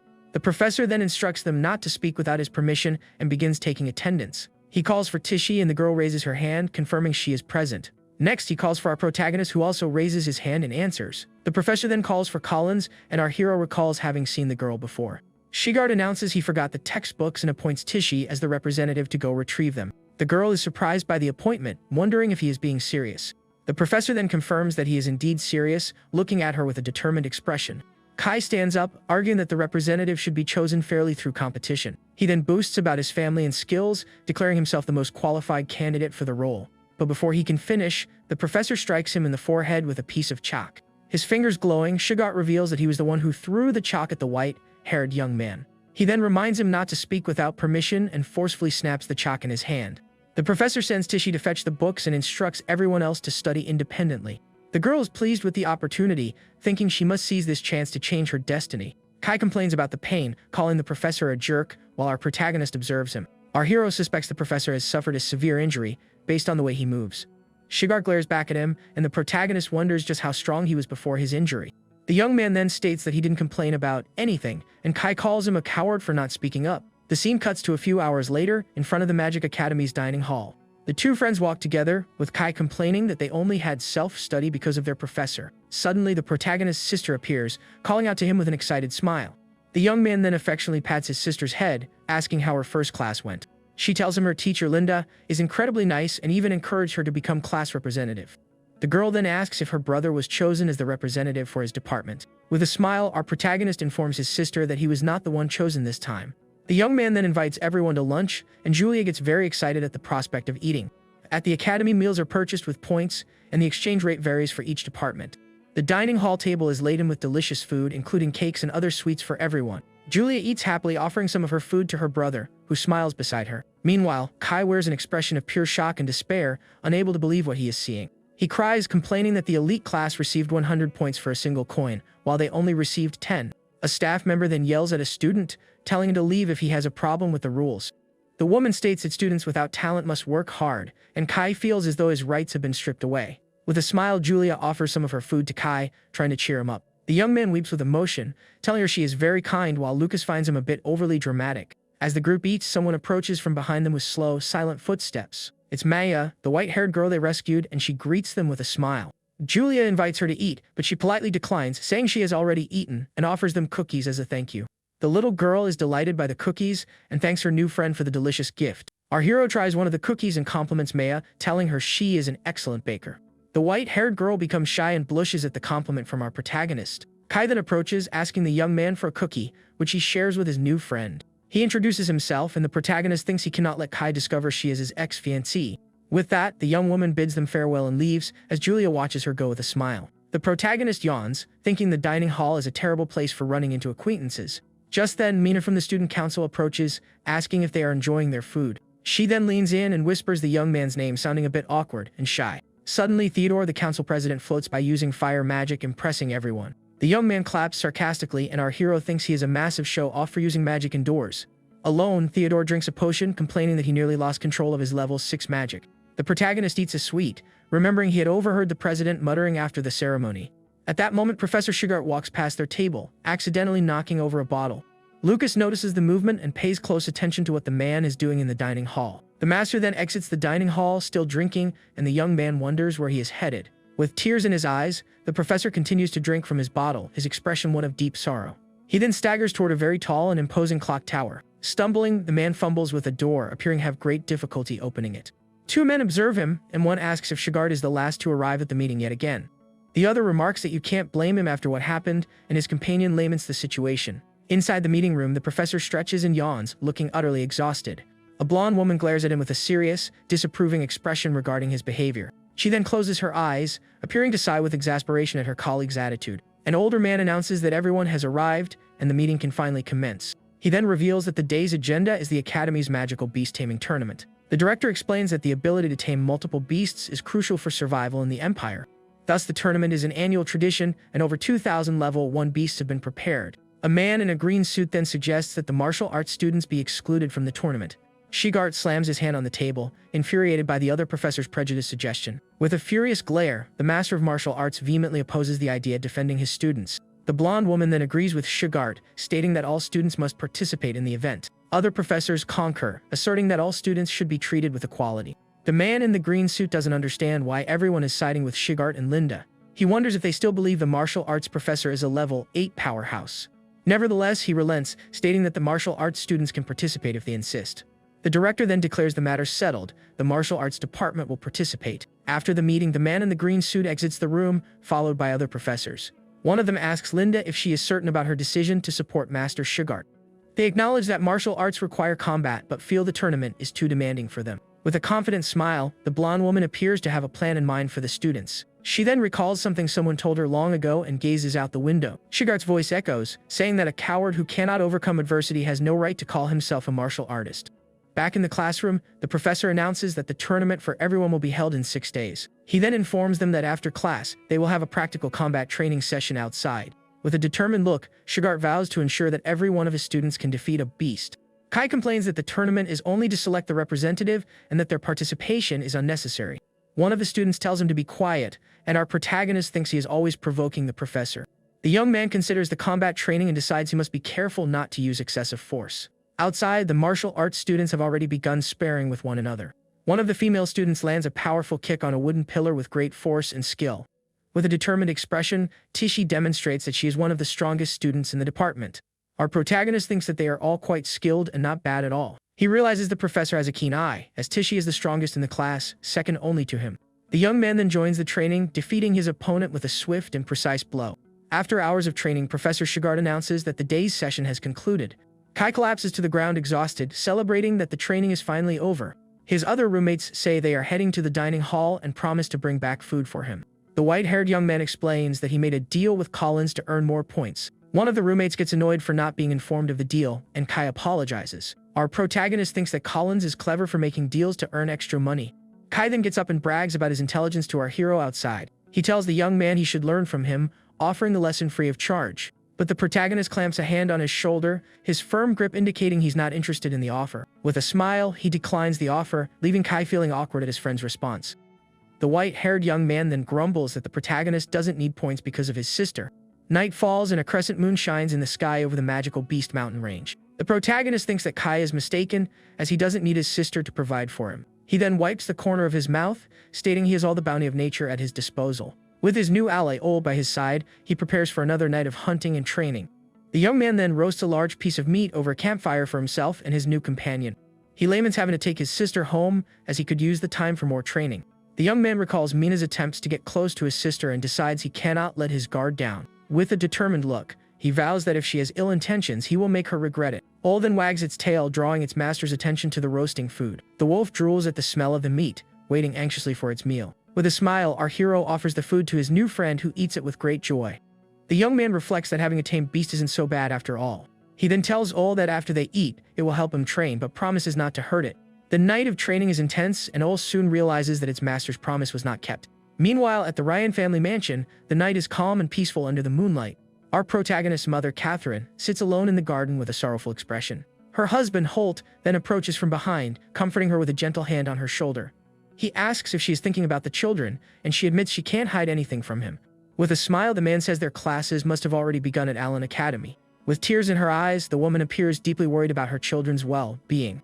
Holt offers to take her to visit the children, and the woman thanks him with a smile. Tears of joy in her eyes, she is overjoyed at the prospect of reuniting with her children soon. The scene then cuts to the estate of Count Grindu, where a secret meeting is underway. A barefoot woman walks toward a group of hooded and masked individuals. The cult members observe her with malicious smiles and glowing red eyes. The green-haired woman then greets Jessica, expressing her pleasure that she could attend. She then invites her to take a seat and join the secret gathering of the mysterious cult. Cloaked and masked, Jessica, Jeremy's mother, appears to be involved with the malevolent group. The cult leader presents her latest creation, the Jade Dream, a highly potent potion. Jessica then takes a goblet of the beverage, preparing to sample the cult's new concoction. The leader then slices her own arm, allowing her red blood to drip into the goblets. The crimson liquid mixes with the drink, and the woman seems to derive pleasure from the pain. For the final touch, one of the cult members adds a mysterious ingredient to the drink. The woman then instructs everyone to enjoy the beverage, and the cult members begin to drink. The leader's bare feet touch the floor as she prepares to commence the day's game. She declares that the Jade Dream is a miracle of alchemy, and the game will now begin. Jessica then holds her goblet, observing the red liquid with a pensive expression. The liquid in the goblet shifts on its own, as if alive, and the woman prepares to drink. In the darkness, one of the women wonders how an 11-year-old girl managed to defeat the Black Wind group. The leader explains that Julia inherited the combined talents of the Catherine and Miranda families, hence her power. With a sinister smile, the cult leader remarks that a mere level 7 should not have been able to defeat them. She then bites Jessica's lip, questioning if her son's efforts will ultimately bear fruit. With a finger under her chin, the woman asks if she truly desires to eliminate Catherine and her daughter to become a baroness. Jessica agrees, asking what she must do to achieve her goal and attain power. With a satisfied smirk, the cult leader prepares to give her the necessary instructions. She then activates a spell with her fingers, and a purple magic circle materializes on the floor. With a sadistic gaze, the woman muses that the moment a young bud withers is truly beautiful. Back at the academy, Tichy comments that they have another combat training session that morning. Other students complain that their bodies are aching, calling Professor Shigart a monster. But Tichy encourages them, stating the pain is necessary to become stronger and they must persevere. Kai and our protagonist claim they feel no pain, as their bodies are more resilient. The white-haired young man then boasts that he is the strongest in the martial arts class. But our hero knows this is merely the effect of the sleep incense he used the previous night. Tichy observes the four of them, thinking they possess impressive stamina to endure the intense training. With that, Kai steps forward for combat training, preparing to spar against our protagonist. He attacks with a punch, but our hero easily evades it, blocking the blow with his hand. The white-haired young man is surprised by his friend's defense and readies his next attack. Our protagonist then counterattacks with an open hand strike, showcasing his skill. With a clenched fist, he prepares to show Kai the true strength of a martial artist. He then unleashes a flurry of swift and precise punches that land squarely on Kai. With a grin, Kai compliments him, admitting he's not bad at all in close-quarters combat. Our protagonist replies that he's not so bad himself, returning the compliment. From a distance, someone is watching the martial arts students training with rapt attention.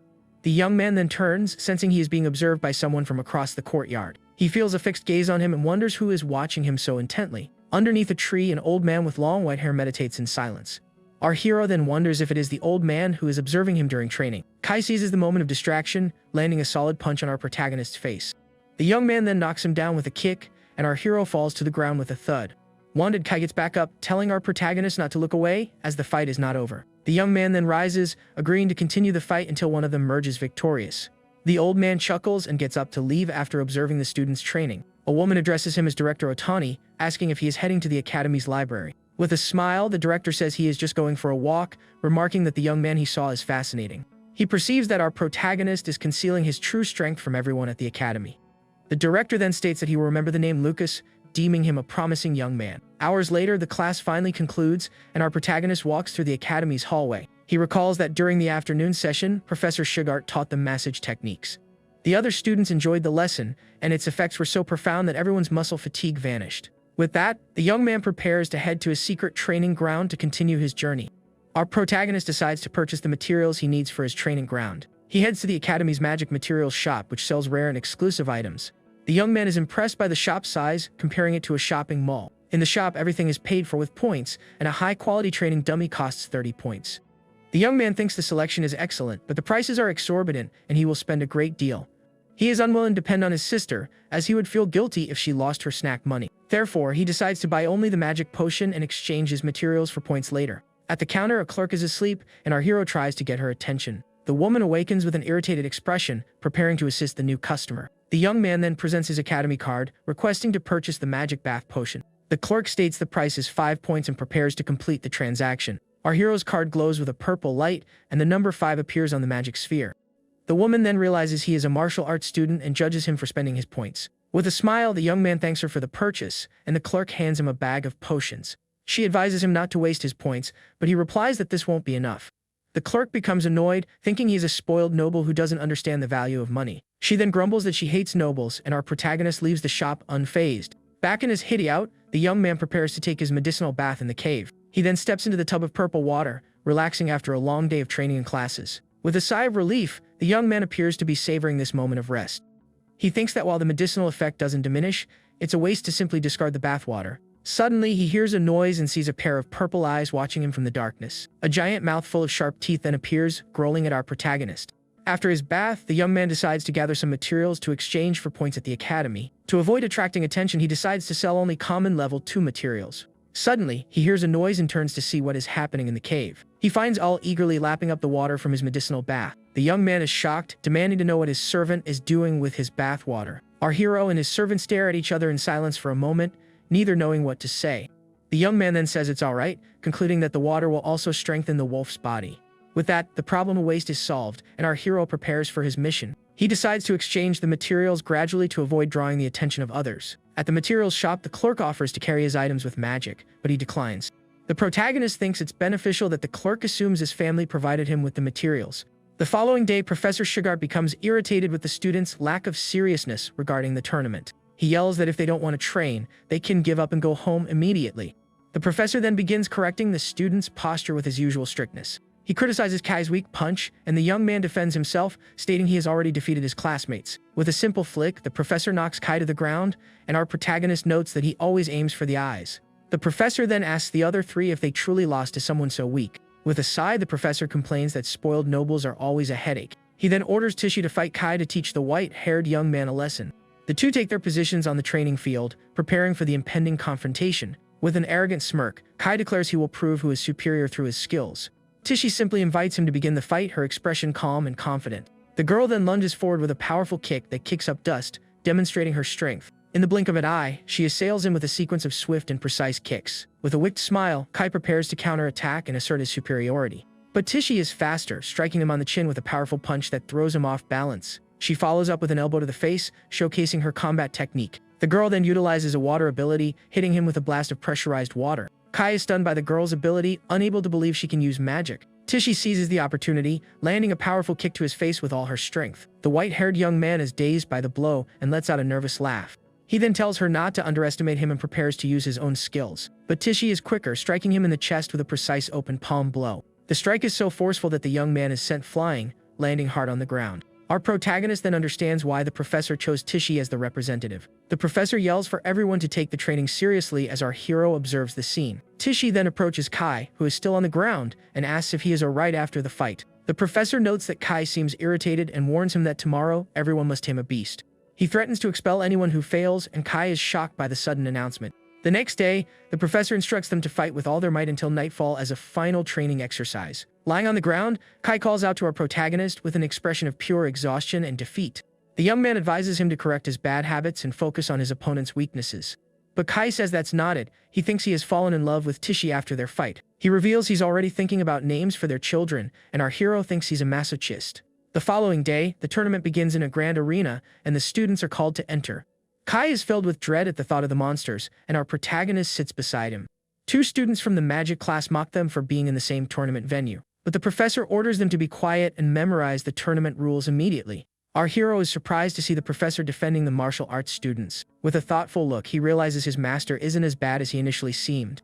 The young man then tells Kai to imagine the beasts are their professor to calm his nerves. Hearing this, Kai perks up, saying it's a brilliant idea to motivate himself for the coming battle. But the professor overhears their conversation and glares at them with pure fury and irritation.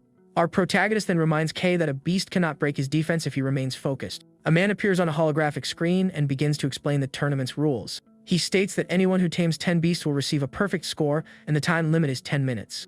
Julia then announces the start of the tournament, calling the first group of competitors to the arena. The arena is then bathed in a pink light, and Julia is transported into a barrier-enclosed space. She realizes she is in a different location and wonders how so many beasts could fit inside. Next, the girl finds herself in a dark space filled with red eyes watching her. Several giant beavers with sharp teeth appear, growling angrily at the young girl. Her staff in hand, Julia prepares to confront the creatures with her powerful magic. She then casts a purple lightning spell, declaring she has captured the small magical beasts.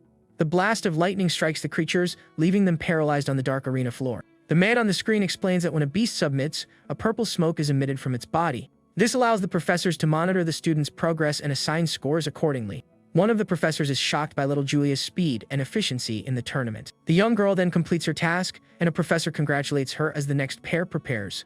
Her teacher, Linda, praises her for finishing in just 3 minutes, and Julia happily thanks her. The girl then asks for the location of the martial arts department so she can watch her brother. The teacher informs her that they are scheduled last, and it will be some time before they compete. While waiting, a mysterious woman observes the activity in the arena with keen interest. She wonders if our protagonist will manage to repeat his feat from the entrance ceremony. 2 hours later, one of the students complains that he only managed 1 point and fears being demoted. Another student comforts him, pointing out that apart from the elite, all the mages only scored 1 point. Kai becomes desperate, wondering if they will be able to remain in the martial arts department.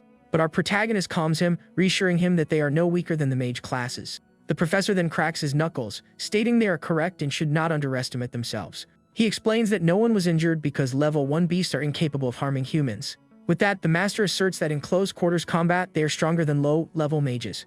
The students are surprised by this encouragement, and the professor grumbles, annoyed at the brat's reaction. The representative Tishi reports that she has checked and confirms that no one was indeed injured. She continues, stating that most of the mages are exhausted from expending all their mana in the test. Tishi also reveals that the arena is equipped with barriers to prevent students from being surrounded. She then advises them to flee if they cannot win and to manage their stamina wisely. The students express their gratitude and celebrate the tip, and the master thinks he made the right choice for representative. Suddenly, a man with a mocking smile says he overheard someone spying on his class. The newcomer takes a seat, remarking that without talent, they can only resort to cowardly tricks. Shigart addresses him as Greg, and the man states he came to inform them that their department is next. With a sinister smile, the man threatens to shut down the martial arts department for good. The martial arts professor remains silent, appearing deeply shaken by the threat. Greg continues, asserting that the department should never have been established in the first place. With that, he turns and leaves, laughing as Master Shigart watches him depart. Lucas is reminded of the bullies from his past life and glares at the man with hatred. The protagonist stands up, declaring that as the top student in his class, he will go first. The professor asks if he is nervous, offering to send someone else in his place. With a determined look, our hero refuses the offer, insisting he will go first himself. His eyes glowing, the protagonist declares he will enter the arena first, exactly as he had planned. He then vows to achieve a high score and silence those who look down on them. At this, his classmates are invigorated, shouting that they will show what their department is capable of. Professor Shigart observes their change in attitude, recalling how fearful they were just moments before. The young men remember Tishi's advice, and the master thinks to himself that they are a bunch of simpletons. 10 minutes later, our hero sprints through Arena 10, navigating a mist teeming with monsters. With a clenched fist, the young man prepares to use his abilities to deal with the creatures. He then notices the magical perception circles, planning to avoid them in order to fight undetected. At that, the young man releases a blue aura, preparing to unleash his true power without being seen. It is explained that a master can borrow the abilities of his beast after their souls have connected. Meanwhile, in the cave, the wolf all chews on a bone, appearing very bored with the situation. The creature then wonders why its master is using its power when he is already stronger. Back in the arena, giant spectral blue wolf paw materializes, showcasing the power he has borrowed. With this, the martial artist states that defeating the low-level magical beasts here is simple. Suddenly, a giant menacing owl appears, flying toward him with a fierce gaze. The other creatures in the arena sense the danger, screaming for everyone to flee from the high-level beast. The owl then gathers purple lightning in its talons, preparing for a powerful attack. With that, the creature soars at high speed through the arena, demonstrating its incredible agility. But our hero is unfazed, preparing to strike the owl with the spectral blue wolf paw. He thinks that to make things easier for the other students, he must first break this beast's will. The giant owl crashes to the ground, completely dazed after being struck down by the young man's blow. He reasons that the aura of a high-level beast will intimidate the weaker creatures in the arena. With that, the creature bows its head and a red aura of submission begins to emanate from its body. With a smile, he accepts its submission but states that he needs to tame every beast in the arena. Therefore, he says, he cannot allow the submission smoke to leak outside the barrier. The giant owl observes the young man, not quite understanding what he is planning to do. The protagonist then turns, announcing he is off to find the other beasts to tame. Channeling Owl's aura, he departs, and the owl screeches that it never wants to see him again. Outside, the scoreboard continues to display our hero's name with 0 points in the tournament. Kai grows desperate as time runs out, but Julia tells him to remain calm, confident her brother will succeed. Professor Greg simply scoffs upon seeing the martial arts department's score. He then mocks them, stating that a score of 0 means they couldn't even defeat the weakest beast. His students concur, remarking that this shows the difference between a martial artist and a mage. Professor Shigart remains silent, merely glaring at the other master with intense anger. Julia becomes furious, shouting at him not to mock her brother, as he is incredible even without magic. Greg is irritated, thinking the elite class is as blind as Professor Linda for defending him. He then tells the girl that the results speak for themselves, leaving no room for discussion. Suddenly, the scoreboard shows that Lucas Ryan has earned his first point in the tournament. Kai and Tishi celebrate with relief, as this means he can remain in the department with them. A professor scoffs at their celebration, pointing out that the highest score in his class was 5. But to the man's astonishment, the score for our protagonist continues to climb without pause. Reaching 5 points, Professor Greg becomes annoyed as the young man's classmates cheer wildly. The man cannot believe the department of useless students has matched the score of his top pupil. Inside the arena, the young man has intimidated all the beasts, making it easy for his classmates to score. With that, he thinks that now he just needs to achieve his perfect score and leave. At that, the martial artist begins taming all the creatures with incredible speed. One after another, the beasts are subjugated by our protagonist's overwhelming power. Finally, he reaches the 10th creature, and the giant owl once again submits to him. Seeing the final result, Professor Greg is completely stunned and breaks into a cold sweat. The scoreboard then announces that Lucas Ryan has achieved 10 points, a perfect score in the tournament. His little sister is overjoyed, and with her eyes shining she exclaims, "That's my brother." The other students are in disbelief that the martial arts department achieved the maximum possible score. The young man pats Julia's head, and the girl says she always knew he could accomplish it. Professor Greg then shouts that it's impossible for a martial arts freshman to tame 10 beasts. With that, he points at the young man, accusing him of using an imposter to take the test. Little Julia is angered by the accusation, but her brother remains calm in the face of the situation. Suddenly, an inspector grabs Greg by the face, stating that our protagonist has done nothing wrong. The man then asks if he is insinuating that an inspector would accept a bribe to permit cheating. Greg is terrified, having forgotten about the inspectors, and knows that confronting them would be a grave mistake. He apologizes, and the inspector announces he will investigate the barrier to get a definitive answer. Kai complains that they are making a mockery of the judging, but our hero tells him to calm down.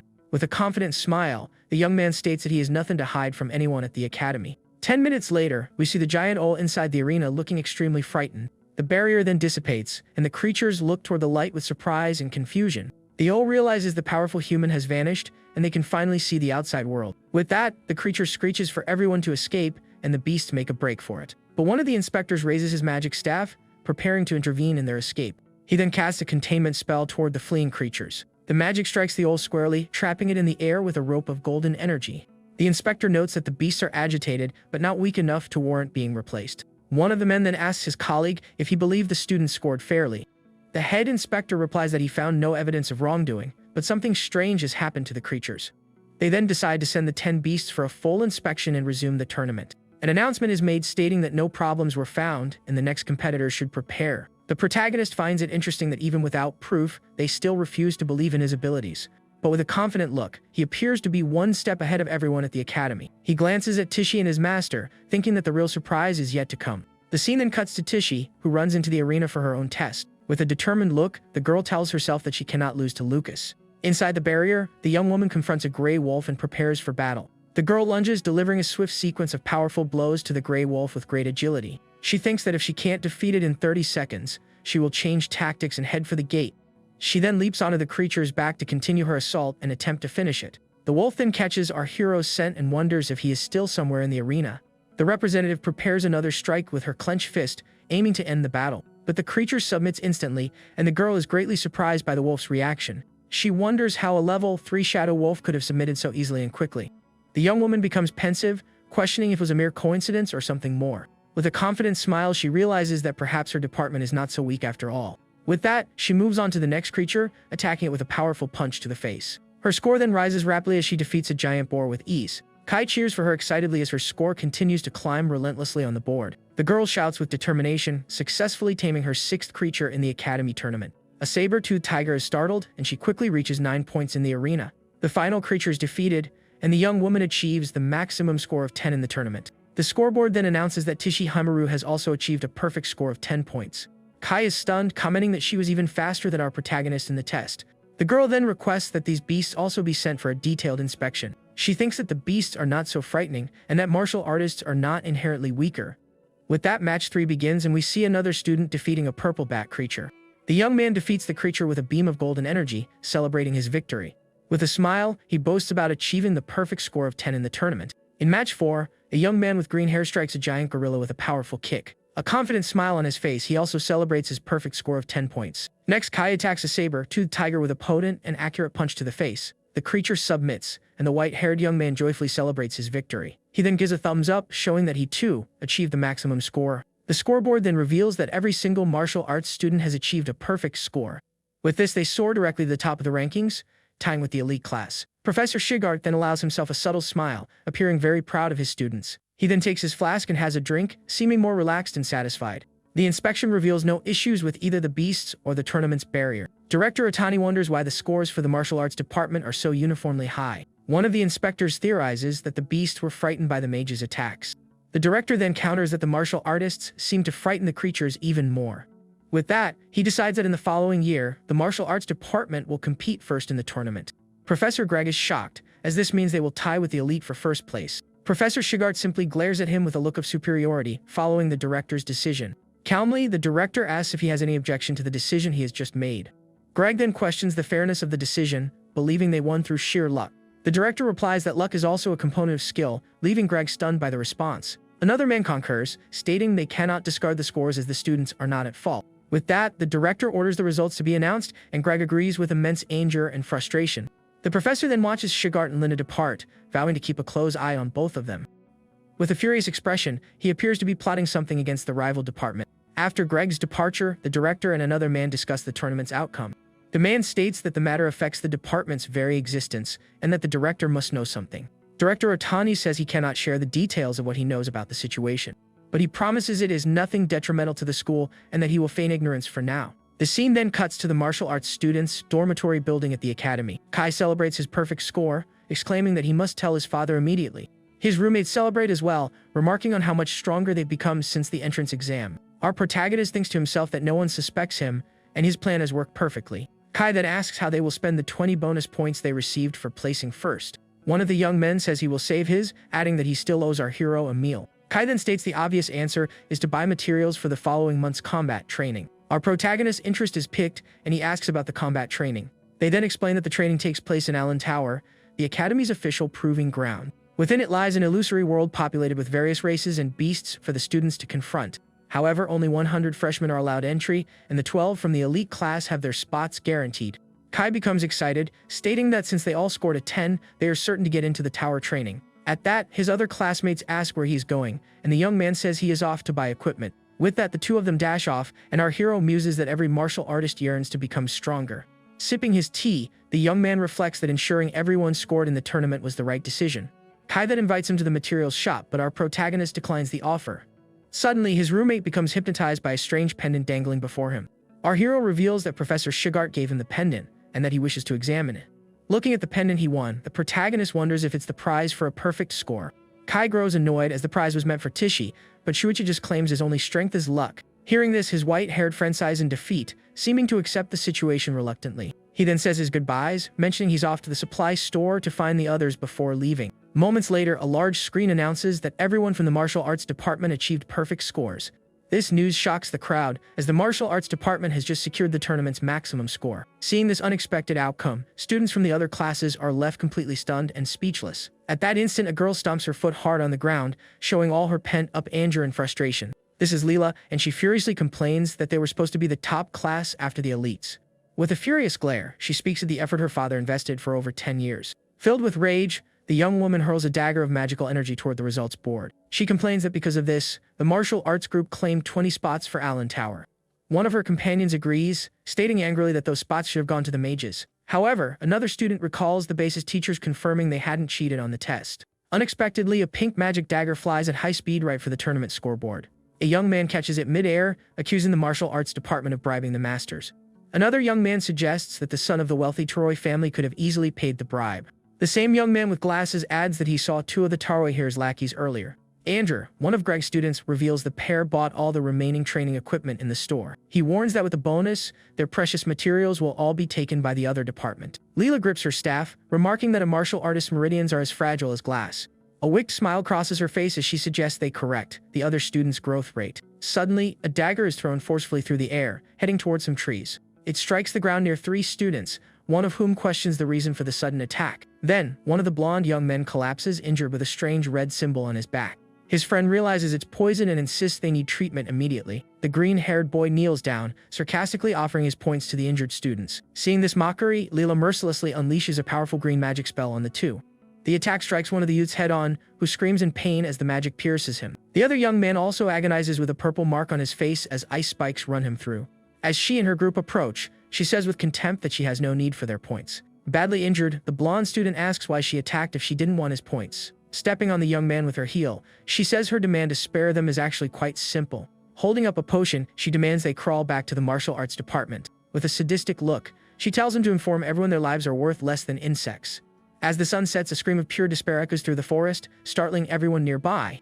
Hours later, the protagonist and Kai are searching for their roommates, calling out their names. His white-haired friend asks why he's so panicked, since they're always late anyway. With a serious expression, the hero replies that today's situation is entirely different. He stops before a tree stained with red, saying he's never smelled something so strong there. As the scent of blood hangs in the air, the protagonist's expression turns grim, and a red aura surrounds him. Completely confused, Kai asks what's happening as he watches his friend dash into the forest. The white-haired young man sprints after him, demanding to know why he took off like that. They soon find their roommates collapsed on the ground, covered in red stains. The two young men lie completely motionless and gravely injured, appearing to be on the brink. Seeing the horrific scene, Kai grows furious, wondering who in the world could have done this. The protagonist kneels beside one of them to check for vital signs. With his last ounce of strength, the young man reveals it was Leela from Professor Greg's class. He manages to explain that she and her group severed their meridians before leaving. Hearing this, the hero's face darkens and a sinister blue aura begins to emanate from his body. In despair, the white-haired friend shouts his colleague Dizio's name, fearing the worst. But after checking his pulse, he realizes the young man is still alive, merely unconscious from the attack. Shuichi tells Kai to find medicine, while he tries to stop the bleeding for both of them. The young man agrees instantly and dashes off at high speed to get help for his friends. Analyzing the wounds, the hero realizes they were cursed to have every bone in their bodies broken. He recognizes the cruel technique of assassins and vows to destroy whoever is responsible. With his face shadowed, he concludes this wasn't just bullying, but a clear attempt to end them. One of the injured young men begins to hallucinate, calling for his parents and crying out in pain. The protagonist grits his teeth in rage, appearing to make a very serious decision. Kneeling beside his friend, he promises with a cold gaze that he will certainly avenge him. At that moment, Kai and Tishi arrive at a run, calling out to the protagonist as he tends to the injured. Shocked, they ask if their friends were attacked, and Kai explains he ran into Tishi on the way. Shuichi stands, explaining they aren't in mortal danger but will need to rest for several days. Relieved but still furious, his white-haired friend vows he will never forgive those responsible. Kai announces he's going to the student council, but Tishi warns they won't be taken seriously there. With a cold smile, the hero states that he couldn't care less about the student council's opinion. The class representative is taken aback by her classmate's dark and unfamiliar expression. Enveloped in a blue aura, he looks like a completely different person from his usual gentle self. With eyes full of hatred, the young martial artist vows to see this vengeance through himself. The next day, the group makes its way to the student council room to file a formal complaint. Council President Theodore listens intently to their story and says he understands. Seated at his desk, he asks if they truly wish to duel Professor Greg's students. Shuichi confirms, adding that if they lose, they will forfeit their S-rank bonus to the other class. The president scoffs, remarking there's no proof and asking if the bonus is the pendant in his hand. He then dangles the wolf's fang pendant before them all with an air of superiority. The tournament prize swings back and forth in front of the protagonist and his friend. Suddenly, the president drops the pendant, claiming his hand slipped by accident. With an arrogant look, he asks if they don't find it inappropriate to wager something so cheap in a duel. The pendant lies on the floor near Shuichi's boot as he clenches his fist in silent rage. A golden light flashes in Kai's eye, showing his patience has finally snapped. Furious with the president, Kai moves to act, but the protagonist stops him from doing anything rash. Shuichi then calmly asks what would be considered an appropriate wager for their duel. The council president considers this for a moment, casually running a hand through his hair. The protagonist suggests that something unique to the school would be a fitting bet for the showdown. At this, an idea seems to strike Theodore and a malicious smile forms as he begins to speak. His eyes gleam as he suggests betting their entry qualifications for the Allen Tower. The proposal is that the losing side will permanently forfeit their right to enter the tower. Without a moment's hesitation, the protagonist accepts the wager with a serious, determined look. The duel is scheduled for 2 days later, and many disgruntled students cheer for Greg's class. Professor Greg, without any remorse, even praises the 3 students who attacked Shuichi's classmates. Meanwhile, Master Shigart quietly intensifies their combat training sessions. The martial arts professor observes his students training with a focused and very serious gaze. When the day of the duel arrives, a grand arena has been set up for the confrontation before a massive crowd. Some students murmur that it will be interesting and that they plan to support the martial arts department. Leela then taunts Shuichi, offering that if he apologizes now, she might just forgive him. But the hero calmly retorts that none of them know how this match will end yet. Kai brandishes his dagger, declaring he wants to get this over with as quickly as possible.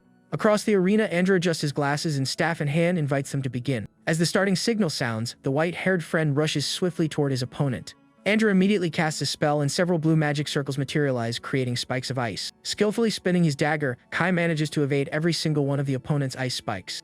Andrew is completely stunned to see Shuichi's friend successfully defend against his attack. With a confident smirk, the white-haired young man taunts the mage, asking, "Is that all you've got?" He then hurls his dagger toward the ice spikes that now cover the arena floor. The martial artist points his weapon at his adversary, challenging him to make the next move. Andrew adjusts his glasses, his thoughtful expression suggesting he's analyzing the duel. He then smirks, thinking to himself that his opponent has no idea he's walked right into a well-laid trap.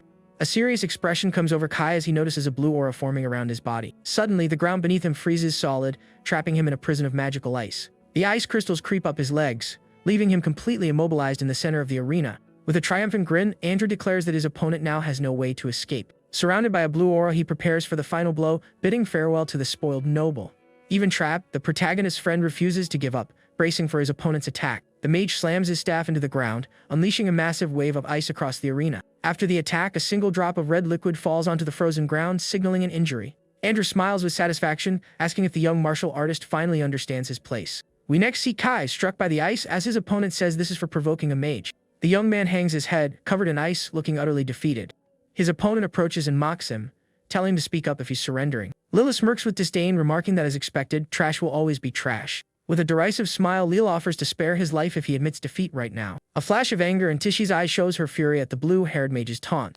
Shuichi then asks how long they plan to keep spouting nonsense before they're satisfied. In response, Kai challenges the ice magic with a fairy aura, a lava orb forming in his hand. "You idiot!" Leela exclaims, her face a mask of panic and surprise at his reckless move. Andrew senses the imminent danger and yells for his teammate to flee the arena immediately. The lava orb then detonates, creating a massive, fiery explosion that engulfs the arena. The force of the blast hurls Andrew backward, kicking up a thick cloud of dust. In shock, the mage realizes it was lava jelly and questions his opponent's sanity. Seizing the opportunity, Kai charges at high speed toward the stunned mage. He lands a devastating punch, shattering his opponent's magical defense circle. Andrew spits a red liquid, gritting his teeth in pain from the staggering blow. The audience gasps in shock to see a martial artist gravely injure a mage. A student in the crowd screams that the young man's legs are completely charred. To escape the ice, he had sacrificed his own legs, a display of incredible determination. He then explains he waited for the opening that appeared when the mage's magic was broken. Andrew is enraged, unable to believe he was wounded by a mere martial artist in front of everyone. He screams that with injured legs, his opponent can no longer dodge his attacks. However, the young martial artist reveals he still has another lava orb in his hands. The orb erupts in a blinding flash of light, enveloping Kai in another huge explosion. Sporting a victorious smile on his bruised face, Kai shows he won't give up so easily. Andrew is shocked by the insanity of the young man, who charges forward even after the blast. However, the mage manages to freeze Kai's hand just before he can land the final blow. In the next moment, the white-haired young man's other hand is also frozen by the opponent's ice magic.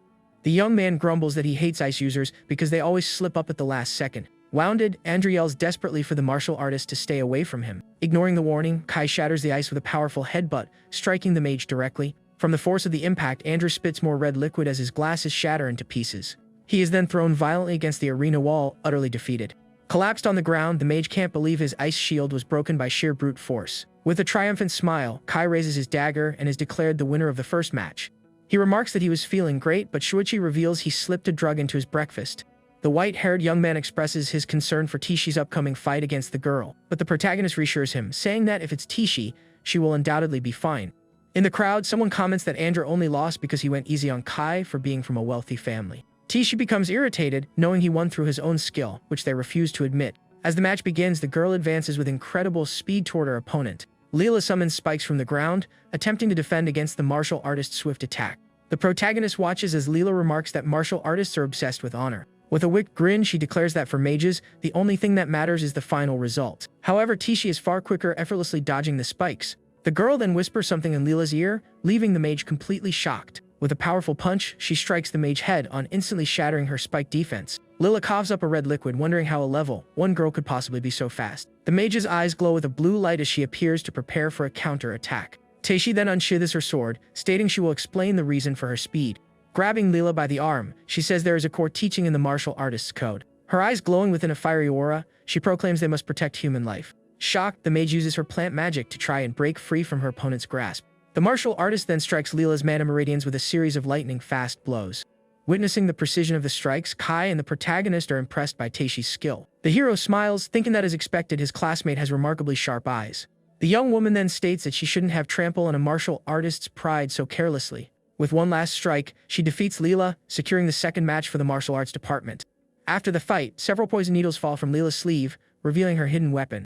In another room, a woman questions Theodore for allowing something so dangerous in the students' duel. But the council president dismisses her concerns, saying she's overthinking it and no one was harmed. Professor Greg is furious, stating there was a reason Shigart chose Tishi for the match. He complains that their goal was to crush the other's spirit and claim the tower spots. Andrew interjects that they still have a chance and he will use that technique again. The protagonist prepares for the third and final match of the duel with a serious expression. His opponent, Andrew, enters the arena holding a pink magic dagger and takes his fighting stance. A magical barrier forms around the arena, and the third confrontation finally commences. Without wasting a second, the mage launches a swift attack with his blade toward the martial artist. Yet the hero observes the attack with a focused gaze, seemingly unfazed by the magic. Andrew then moves at high speed, creating multiple clones to disorient the protagonist. He boasts that some mages like himself also train in physical techniques. Taishi notes that he's defending from a distance and wonders how Shuichi will respond. The protagonist thinks to himself that he doesn't need to reveal his full strength, but decides to test his opponent. With that, he lunges forward and hits one of the clones with a potent punch to gauge its abilities. Andrew is shocked, not having expected the young man to locate him so easily among the clones. The hero continues his assault with astonishing speed, completely surprising the mage. Andrew wonders if his eyes deceived him, questioning if he imagined the hit.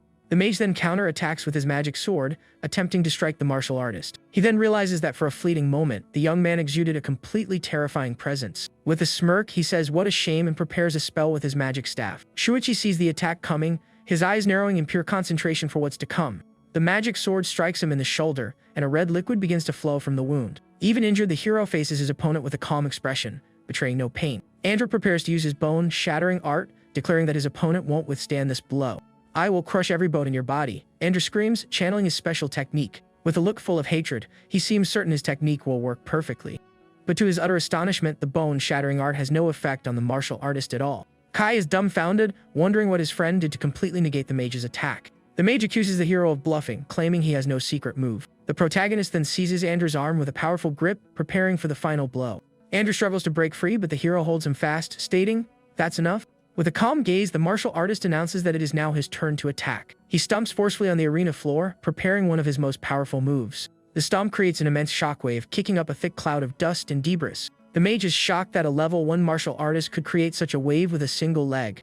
The hero states that now no one can see them and asks if his opponent is ready for the end. Andrew screams in terror as the protagonist attacks with a sword of purple magical energy. With a swift and precise blow, the hero strikes the mage, sending him crashing to the arena floor. The energy sword hits him squarely and a red liquid begins to stream from the wound. Lying on the ground with no strength left to fight, the mage finally admits defeat. The protagonist observes his defeated opponent with a serious expression, not uttering a word. In the audience, Professor Greg furiously shouts that with his skill, he could have won easily. Master Shigard observes that the other professor doesn't even realize how badly his student is hurt. With a concerned look, he thinks that this whole situation could still escalate into a major problem. Kai celebrates that the martial arts department has swept all matches in the duel. The other students from the class also cheer for their unexpected victory against the mages. Taishi senses a new danger and shouts for the protagonist to watch out for an incoming attack. Andrew lunges forward in a rage, his magic sword ready to strike Shuichi from behind. In the crowd, a black-haired girl is shocked, whispering that what just happened is impossible. She recognizes the move as the advanced meridian burning technique from the ancient texts. Her eyes turn red as she notes that no martial artist has been capable of using that for 100 years. She then wonders who the protagonist truly is, observing him from a distance with great curiosity. The other students celebrate the win, calling the mages cowards for using surprise attacks. One female student gets carried away, declaring that from now on, she'll challenge any mage who looks at her the wrong way. Taishi tries to calm everyone down, saying she just had a better than average performance. With a smile, she gives her friend a hearty slap on the back, making him cringe from the force. Professor Shigard appears and scolds his students for getting so easily carried away by victory. One of the female students becomes angry, vowing to get stronger and make them regret it. The hero reflects that the master is right, they need to have confidence, not arrogance. A blonde woman approaches the professor, commenting that he's starting to sound like a true master. The master replies he just doesn't want his students to end up like him, and asks what she wants. The woman hands him an envelope, speaking of the ancient, forbidden art of the Meridian Smasher. Shigard's hand begins to tremble, revealing the dark veins that indicate his poor health. In the infirmary, Andrew lies in a bed, apparently recovering from his injuries. A carriage pulls up to the academy, and a man with a very serious expression steps out. He clenches his fist tightly, a clear display of his anger and frustration with the situation. Professor Greg wonders how a simple freshman duel escalated into such a huge mess. A white-haired man laments that his son's magical meridians have been destroyed. Greg then demands a severe punishment and the immediate disbandment of the martial arts department. At that moment, Master Shigard angrily smashes a bottle on the floor upon hearing the accusations. He agrees that the culprit deserves a severe punishment, then glares at the other professor. The master proceeds to accuse the trio of mages of having gravely injured 2 of his own students. With a furious look, he asks the director to punish Greg and the others according to the rules. Professor Greg wonders if the other side was planning to eliminate them during the duel all along. He doesn't understand why the martial arts master is only bringing this up now. The man shouts at them not to change the subject and to focus on the forbidden technique used. However, Master Shigard points out that this technique is not something a novice martial artist could use. The other professor agrees, saying the incompetent son of the Ryan family wouldn't be capable. The master then snaps his fingers, retorting that an advanced martial artist could use the technique. Professor Greg realizes the only advanced martial artist present was the master himself. A smirk forms on his face as he asks if Master Shigard might be the real culprit. With a look of pure contempt, he points a finger directly at the other master, making a direct accusation. But the martial arts master calmly replies that if he could use it, he would have used it on him long ago. The director then asks how he explains his student's current condition if the technique wasn't used. Master Shigard ironically suggests that perhaps it's all just karma coming back around. He explains that he asked the protagonist, who denied using any forbidden techniques in the fight. The hero theorized that Andrew paid black market assassins to learn how to torture people. The young martial artist also suggested he was worried about this information getting out. Therefore, the master concludes, someone powerful from the underworld used the duel as an opportunity to act. The academy's director listens to the theory with a thoughtful expression, stroking his chin. Furious, Professor Greg shouts that they can't dismiss the issue with baseless rumors. Another professor agrees, stating it's all just speculation with no evidence. But Shigart argues his hypothesis is far more credible than a novice using an ancient technique. The master then warns that if they earn this person's resentment, things will become very serious. Night falls over the academy as the crescent moon illuminates the sky with its soft glow. The director makes his way to the academy library, holding a lantern to light his path. He searches the shelves for a specific book, finally locating it in a dusty corner. Holding the book, he notices the dust has been wiped clean, proof that someone recently handled it. The man opens the book and begins to carefully flip through its pages. He studies an illustration that shows the correct hand form for using the forbidden technique. With a satisfied smile, the director seems to have discovered something important about the case. He continues to read the ancient tome by lantern light in the middle of the dark library. The scene then shifts to a hot spring located in the region's magical Beast Mountain range. The protagonist is preparing a glowing potion for the final treatment of his injured friends. The two injured young men step into the water, and a blue energy immediately begins to heal their wounds. The hot spring's water glows intensely as the healing process continues within the cave. One of the young men grits his teeth in pain as he feels the healing energy course through his body. The blue aura envelopes the young man's bandaged arms, regenerating his tissues and bones.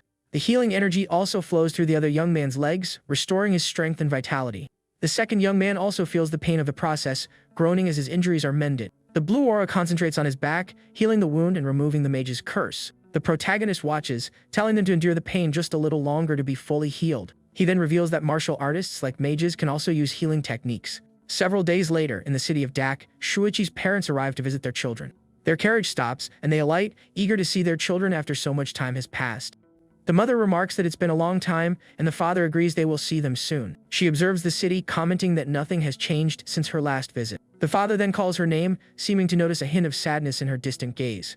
The mother smiles, telling him not to worry and that she was merely lost in memories of the past. The carriage then continues on its way through the city streets, heading toward the youth's academy. With tears welling in her eyes, the mother appears both moved and surprised by something she sees in the distance. A man on horseback approaches them, holding the reins with a calm expression. This is Saint Miranda, Catherine's younger brother and Awa's father, who comes to greet them. 10 years ago, Beastmen tribes launched a massive assault on the Empire's borders. The monstrous creatures attacked with ferocity, baring their sharp teeth and claws. People banded together to resist the Beastmen armies in a bloody, hard-fought battle. During this war, the young mage Catherine Miranda fought bravely against the creatures. She used her powerful magic to vanquish the monsters and protect her comrades. It was there she met the young commander Holt Ryan, and the two fought side by side. With a confident smile, the knight fearlessly faced the monsters on the battlefield. The young mage watched him with admiration as they battled the enemy forces together. After facing death together, the two promised to spend the rest of their lives as one. However, her father, Duke Miranda, fiercely opposed the marriage of the two young lovers.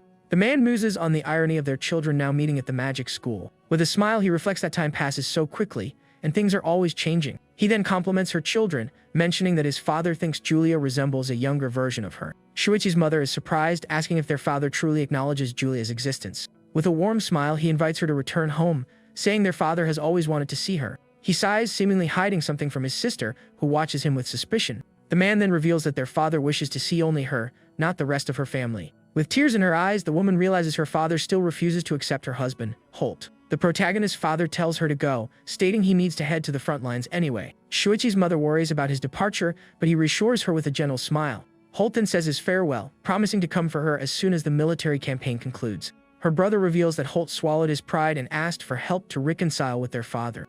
He then expresses a wish that one day, someone will come along to end the prejudice against martial artists. The protagonist sneezes, wondering if he's caught a cold despite his recent intense training. His sister Julia comments that it's rare for Kai to buy food for anyone else, looking curious. Kai tells them to leave him alone, adding that he'll treat his friends to lunch once they've recovered. The hero replies that he thinks it's alright, and that they don't need to worry about it. Nearby students gossip about the martial arts department's luck and the rumors from the duel. A blonde girl overhears their conversation, appearing interested in the circulating rumors. One of the young men becomes irritated by the gossip, and a dark aura of pure rage surrounds him. The protagonist apologizes and asks his friends to head to the cafeteria with Julia first. As Julia eats cheerfully, the hero notices she is wearing a new hair clip. She explains it was a gift from Owa and the Miranda family, which surprises the protagonist. He reflects that it's no surprise they would want to get close to a genius like Julia. The young martial artist then asks his sister to get along with Owa for their mother's sake. The girl agrees, adding she needs to write a letter to their mother about becoming a representative. At that moment, a purple-haired woman approaches and congratulates her on the achievement. The woman praises the girl, saying she will become a pillar of the school in the near future. The protagonist observes the woman, noticing her gaze is fixed on his sister's legs. A young man nearby gets annoyed by the woman's behavior and scolds her for staring at the girl. The black-haired woman who watched the protagonist during the duel silently observes the scene. A little earlier, a blonde teacher had stated that Julia surpasses the other student in every aspect. For that reason, she concluded the protagonist's sister was more suitable to be class representative. She then asked the black-haired girl to please understand her decision regarding the position. But the young woman declared she would prove with her skills that the teacher was only showing favoritism to Julia. Shuichi's sister sees the girl leaving the room, confused and unsure of what just transpired. She comments that the other student seemed very upset and really stormed out of there. Worried, she decides to buy lunch and take it to Owa, since she hasn't seemed to be eating. The purple-haired woman then asks if Julia is close with the other girl in their class. The protagonist's sister confirms this and praises Owa's mental magic, calling it incredible. The woman agrees that mental magic is rare, but seems to be withholding some information. She touches the table, and a blue magic circle forms around the group of students. The magical barrier prevents any sound from leaking out, ensuring no one can overhear them. The hero wonders if it's a silencing magic circle designed to contain sound. With a finger to her lips, the woman remarks that when people are too intelligent, they can be difficult to handle. She then offers the rest of her food to the girl, who thanks the woman for the kind gesture. The woman introduces herself as Mina, and the protagonist wonders what they could be talking about. Shuichi takes a piece of her food, then asks what she truly wants from them. The woman notes that the brother is on guard but seems unconcerned by his interference. Getting straight to the point, she commends the young martial artist's perceptiveness at the academy. Mina asks if they know of the dangerous place behind the school, mentioning an anomaly there. Mina reveals that the number of lower-level beasts in the region has decreased drastically. The hero recalls his walrus scaring away the leopard cubs and understands the situation. The woman continues, stating that 3 days ago, an investigation team discovered a lair. Hearing this, Julia's spoon clatters to the floor as she turns pale with worry and fear. She wonders if the discovered lair could be the one belonging to her wolf friend, Eru, in the forest. The protagonist coughs to cover his nervousness and quickly tries to change the subject. Shuichi's sister brings a hand to her mouth, shocked and worried about what might have happened. The young martial artist then asks if they are being asked to undertake a field mission there. Mina confirms this, adding that the reward for the mission will be 100 points for each of them. Both siblings are shocked by the high reward and appear interested in the mission. The hero thinks that with his and his sister's strength, they can handle the mission with ease. At the Miranda family estate, a butler serves glasses of wine to the assembled guests. Duke Miranda, the head of the family, dines calmly at his luxurious table. The family is gathered for dinner, but the atmosphere is tense and eerily silent. Shuichi's mother's brother complains that their father made his sister stay in the guest quarters. He glances at his sister with a worried expression, seemingly lost in serious thought. The young man notices his sister hasn't touched her food and that the mood feels like a funeral. Duke Miranda then calls his daughter's name, Catherine, who looks at him with a sorrowful expression. He announces his willingness to acknowledge Julia as his granddaughter, given her archmage qualities. Shuichi's mother expresses her gratitude, adding that he is also an excellent martial artist who earned a perfect score. A wave of sadness washes over Shuichi's mother as she thinks that what the Miranda family seeks is talent. Duke Miranda then states that they only accept those with the talent to become archmages. The woman thinks that her father's prejudice against martial artists is not likely to change. A man then arrives, delivering an envelope with new information from the investigation team. Surprised, Shuichi's mother asks the reason for the sudden investigation on the mountain. The Duke reads the report, which states a new area has been discovered with an unknown danger level.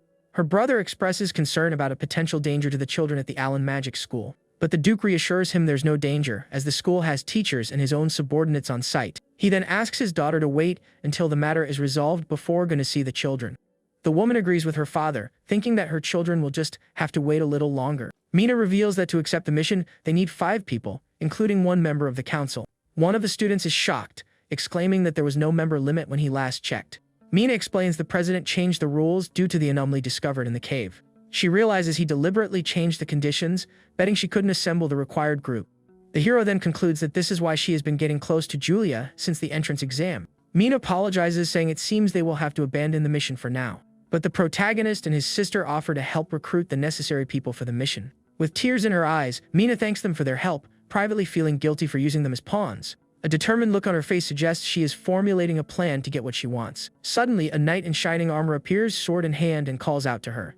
The knight announces that since his best friend is going on a field mission, he will lend his aid. With a confident smile, Kai says he will use the advanced equipment his parents bought for him. A white-haired girl joins them, introducing herself as a specialist in healing magic. Mina then thinks to herself that she takes back what she said. These freshmen will be nothing but a burden. Julia asks her brother why he invited Maya instead of Awa for the mission in the forest. Mina puts a hand to her face, thinking they are only here to fill the mission's quota. She then uses her acceleration magic to swiftly guide the group to the beast's lair. Several hours later, they are speeding through the forest thanks to Mina's magic. The group arrives at the cave entrance, and Mina announces they have finally reached their destination. Kai recognizes the flag bearing the Miranda family crest, confirming the Empire's investigation. He also notes signs of a recent battle, while Mina examines some leaves on the forest floor. The hero and his sister are relieved to see that their wolf's den has not been discovered. Suddenly, the protagonist senses imminent danger, and his eyes widen in alarm. A winged creature dives from above, and the young man shouts for his friends to prepare for a fight. Mina casts a wind spell, crying out, "Storm, become a blade." The attack strikes the creature head-on, causing it to spit a red liquid as it crashes to the forest floor. The hero easily dodges as several creatures swarm him with their sharp claws. He then notices another creature about to ambush Mina from behind, unseen by her. With a focused expression, the woman appears unfazed by the approaching danger. Kai quickly deploys his magic shield, protecting Mina from the winged creature's attack. With a confident grin, Kai tells them to leave the close quarters combat to them. He uses his shield to fend off the sharp claws of another one of the winged creatures. The hero takes down a monster with a powerful punch, earning an impressed call from his friend.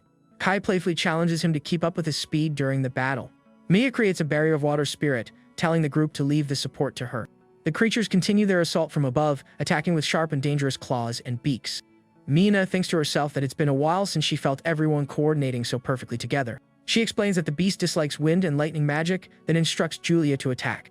A glint in Mina's eyes suggests she is plotting something for the battle's outcome. Shuichi's sister then unleashes a powerful spell from her bright pink magic staff. Her eyes glowing with power, she uses her barrier magic to ensnare the creatures. A dome of purple energy materializes, trapping the monsters and leaving them vulnerable. The barrier electrocutes the creatures with powerful lightning, leaving them completely paralyzed. The girl's staff continues to crackle with purple energy, a testament to her immense magical power. The protagonist comments that his sister's lightning magic possesses incredible power. Julia calls out to Mina, but the woman seems distracted and doesn't respond. The girl then asks if she said something, but Mina pretends she didn't hear anything. She says it was nothing, and the two continue walking through the forest after the battle. Mina thinks to herself that she underestimated the capabilities of these pawns, and smiles at the thought. The white-haired girl uses her healing magic to treat one of Mina's minor injuries. Kai praises the girl's instant healing, saying she's like a goddess with her magic. Shyly, the girl dismisses it as an exaggeration, but then imagines the protagonist calling her a goddess. At the thought, a pink explosion goes off in her head, leaving her completely embarrassed. The hero watches her confused as she wonders why she is thinking such things. The group then proceeds into the cave, with Mina remarking on how enormous it is inside. Her magic staff illuminates the path, revealing the vastness of the dark cavern. Julia is impressed, noting that there is an even larger chamber deeper inside. The two girls lead the way, Mina's light guiding the group through the oppressive darkness. Kai is also surprised, pointing out another passage wide enough for an entire army. The protagonist concludes that the cave has been artificially excavated and may hide underground monsters. He warns the group to stay alert, as the deeper they venture, the more dangerous it will become. Without warning, several goblins leap from the shadows, attacking the group with sharp axes. Julia immediately launches a sphere of purple energy, electrocuting the creatures with powerful lightning. The goblins shriek in pain as they are struck by the girl's magic and collapse to the ground. Mina explains they are blind and rely on hearing, but the attack has secured their safety for now.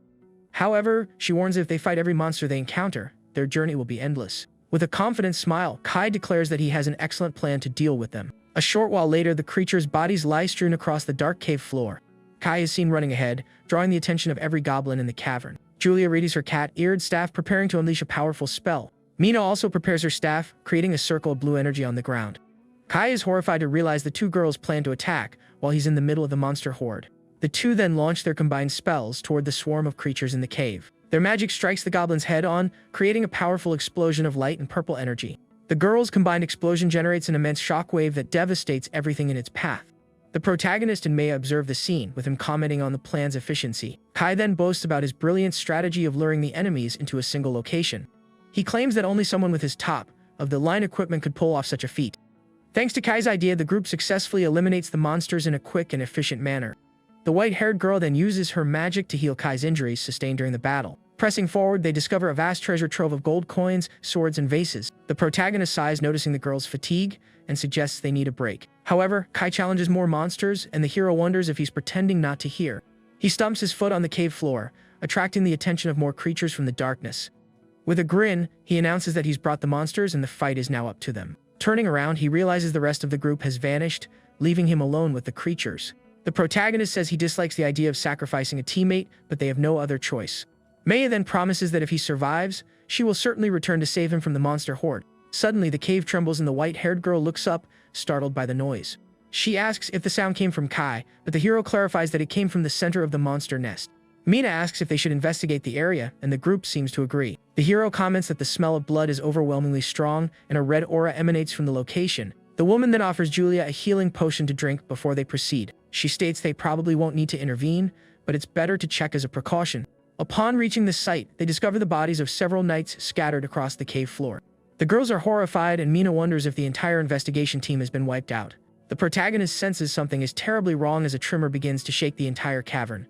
The cave walls start to crumble, and rocks rain down violently from the ceiling. Suddenly, the body of one of the knights is hurled forcefully in the group's direction. Mina watches the scene in horror, realizing they are in grave danger. A giant Minotaur emerges from the shadows, wielding an enormous axe, its eyes glowing menacingly. The creature bares its sharp teeth and lets out a ferocious roar at the group of students. Mina wonders why a Calamity-class monster would be found in a place like this. The young woman panics, unable to comprehend what is happening on this academy mission. The protagonist senses a familiar presence, realizing he has encountered it somewhere before. He shouts for everyone to be careful and shoves them out of the way of the monster's attack. The Minotaur swings its giant axe, and the hero braces himself to block the blow. His fist enveloped in a golden aura, he prepares for the impact of the massive axe. The axe smashes into an ice shield, which shatters into pieces from the force of the attack. Julia runs over, asking if they are alright, and the hero asks Mina if she created the shield. The protagonist says she didn't, and his eyes fill with surprise and concern at what he sees. He explains that the person in the Minotaur's grasp was the one who created the ice shield for them.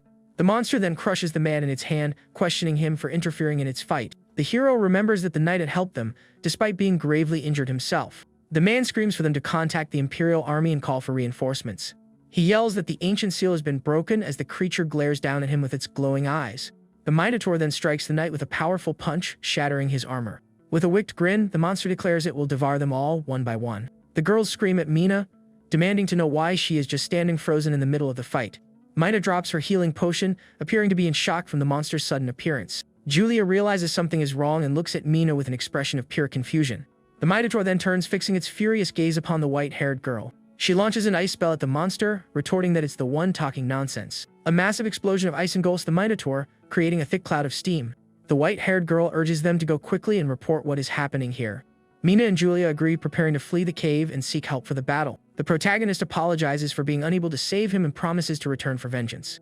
The man screams at them to escape the cave as fast as they can to save themselves. With a sad smile, he freezes himself along with the Minotaur to buy them time to escape. He thinks to himself that he has done all he can, sacrificing himself to save the students. The knight encases both the Minotaur and himself in ice in a final act of sacrifice. But the monster shatters the ice with ease, roaring furiously at the man's treacherous attack. The Minotaur opens its giant maw, preparing to devour the sacrificed knight. Suddenly, purple lightning strikes the creature, stopping it from consuming the man. The monster screams in agony from the lightning attack, and the knight falls from its mouth to the ground. Julia shouts that he is not an insect, but a great warrior who fought bravely. Maya casts a water spell to cushion the knight's fall, saving him from certain doom. Mina then conjures a powerful wind bomb and hurls it at the giant monster. She yells at the protagonist, demanding to know why he is running toward the fight. With a determined look, the hero declares he will hold the creature off and tells Mina to run. The woman scolds him, insisting he can't possibly stop a Calamity-class monster alone. But the protagonist meets her gaze, saying he knows it won't be easy, but he has to try. The Minotaur then attacks, hurling a giant boulder toward the group of students. With a hateful glare, the creature bellows that they will all perish in this dark cave.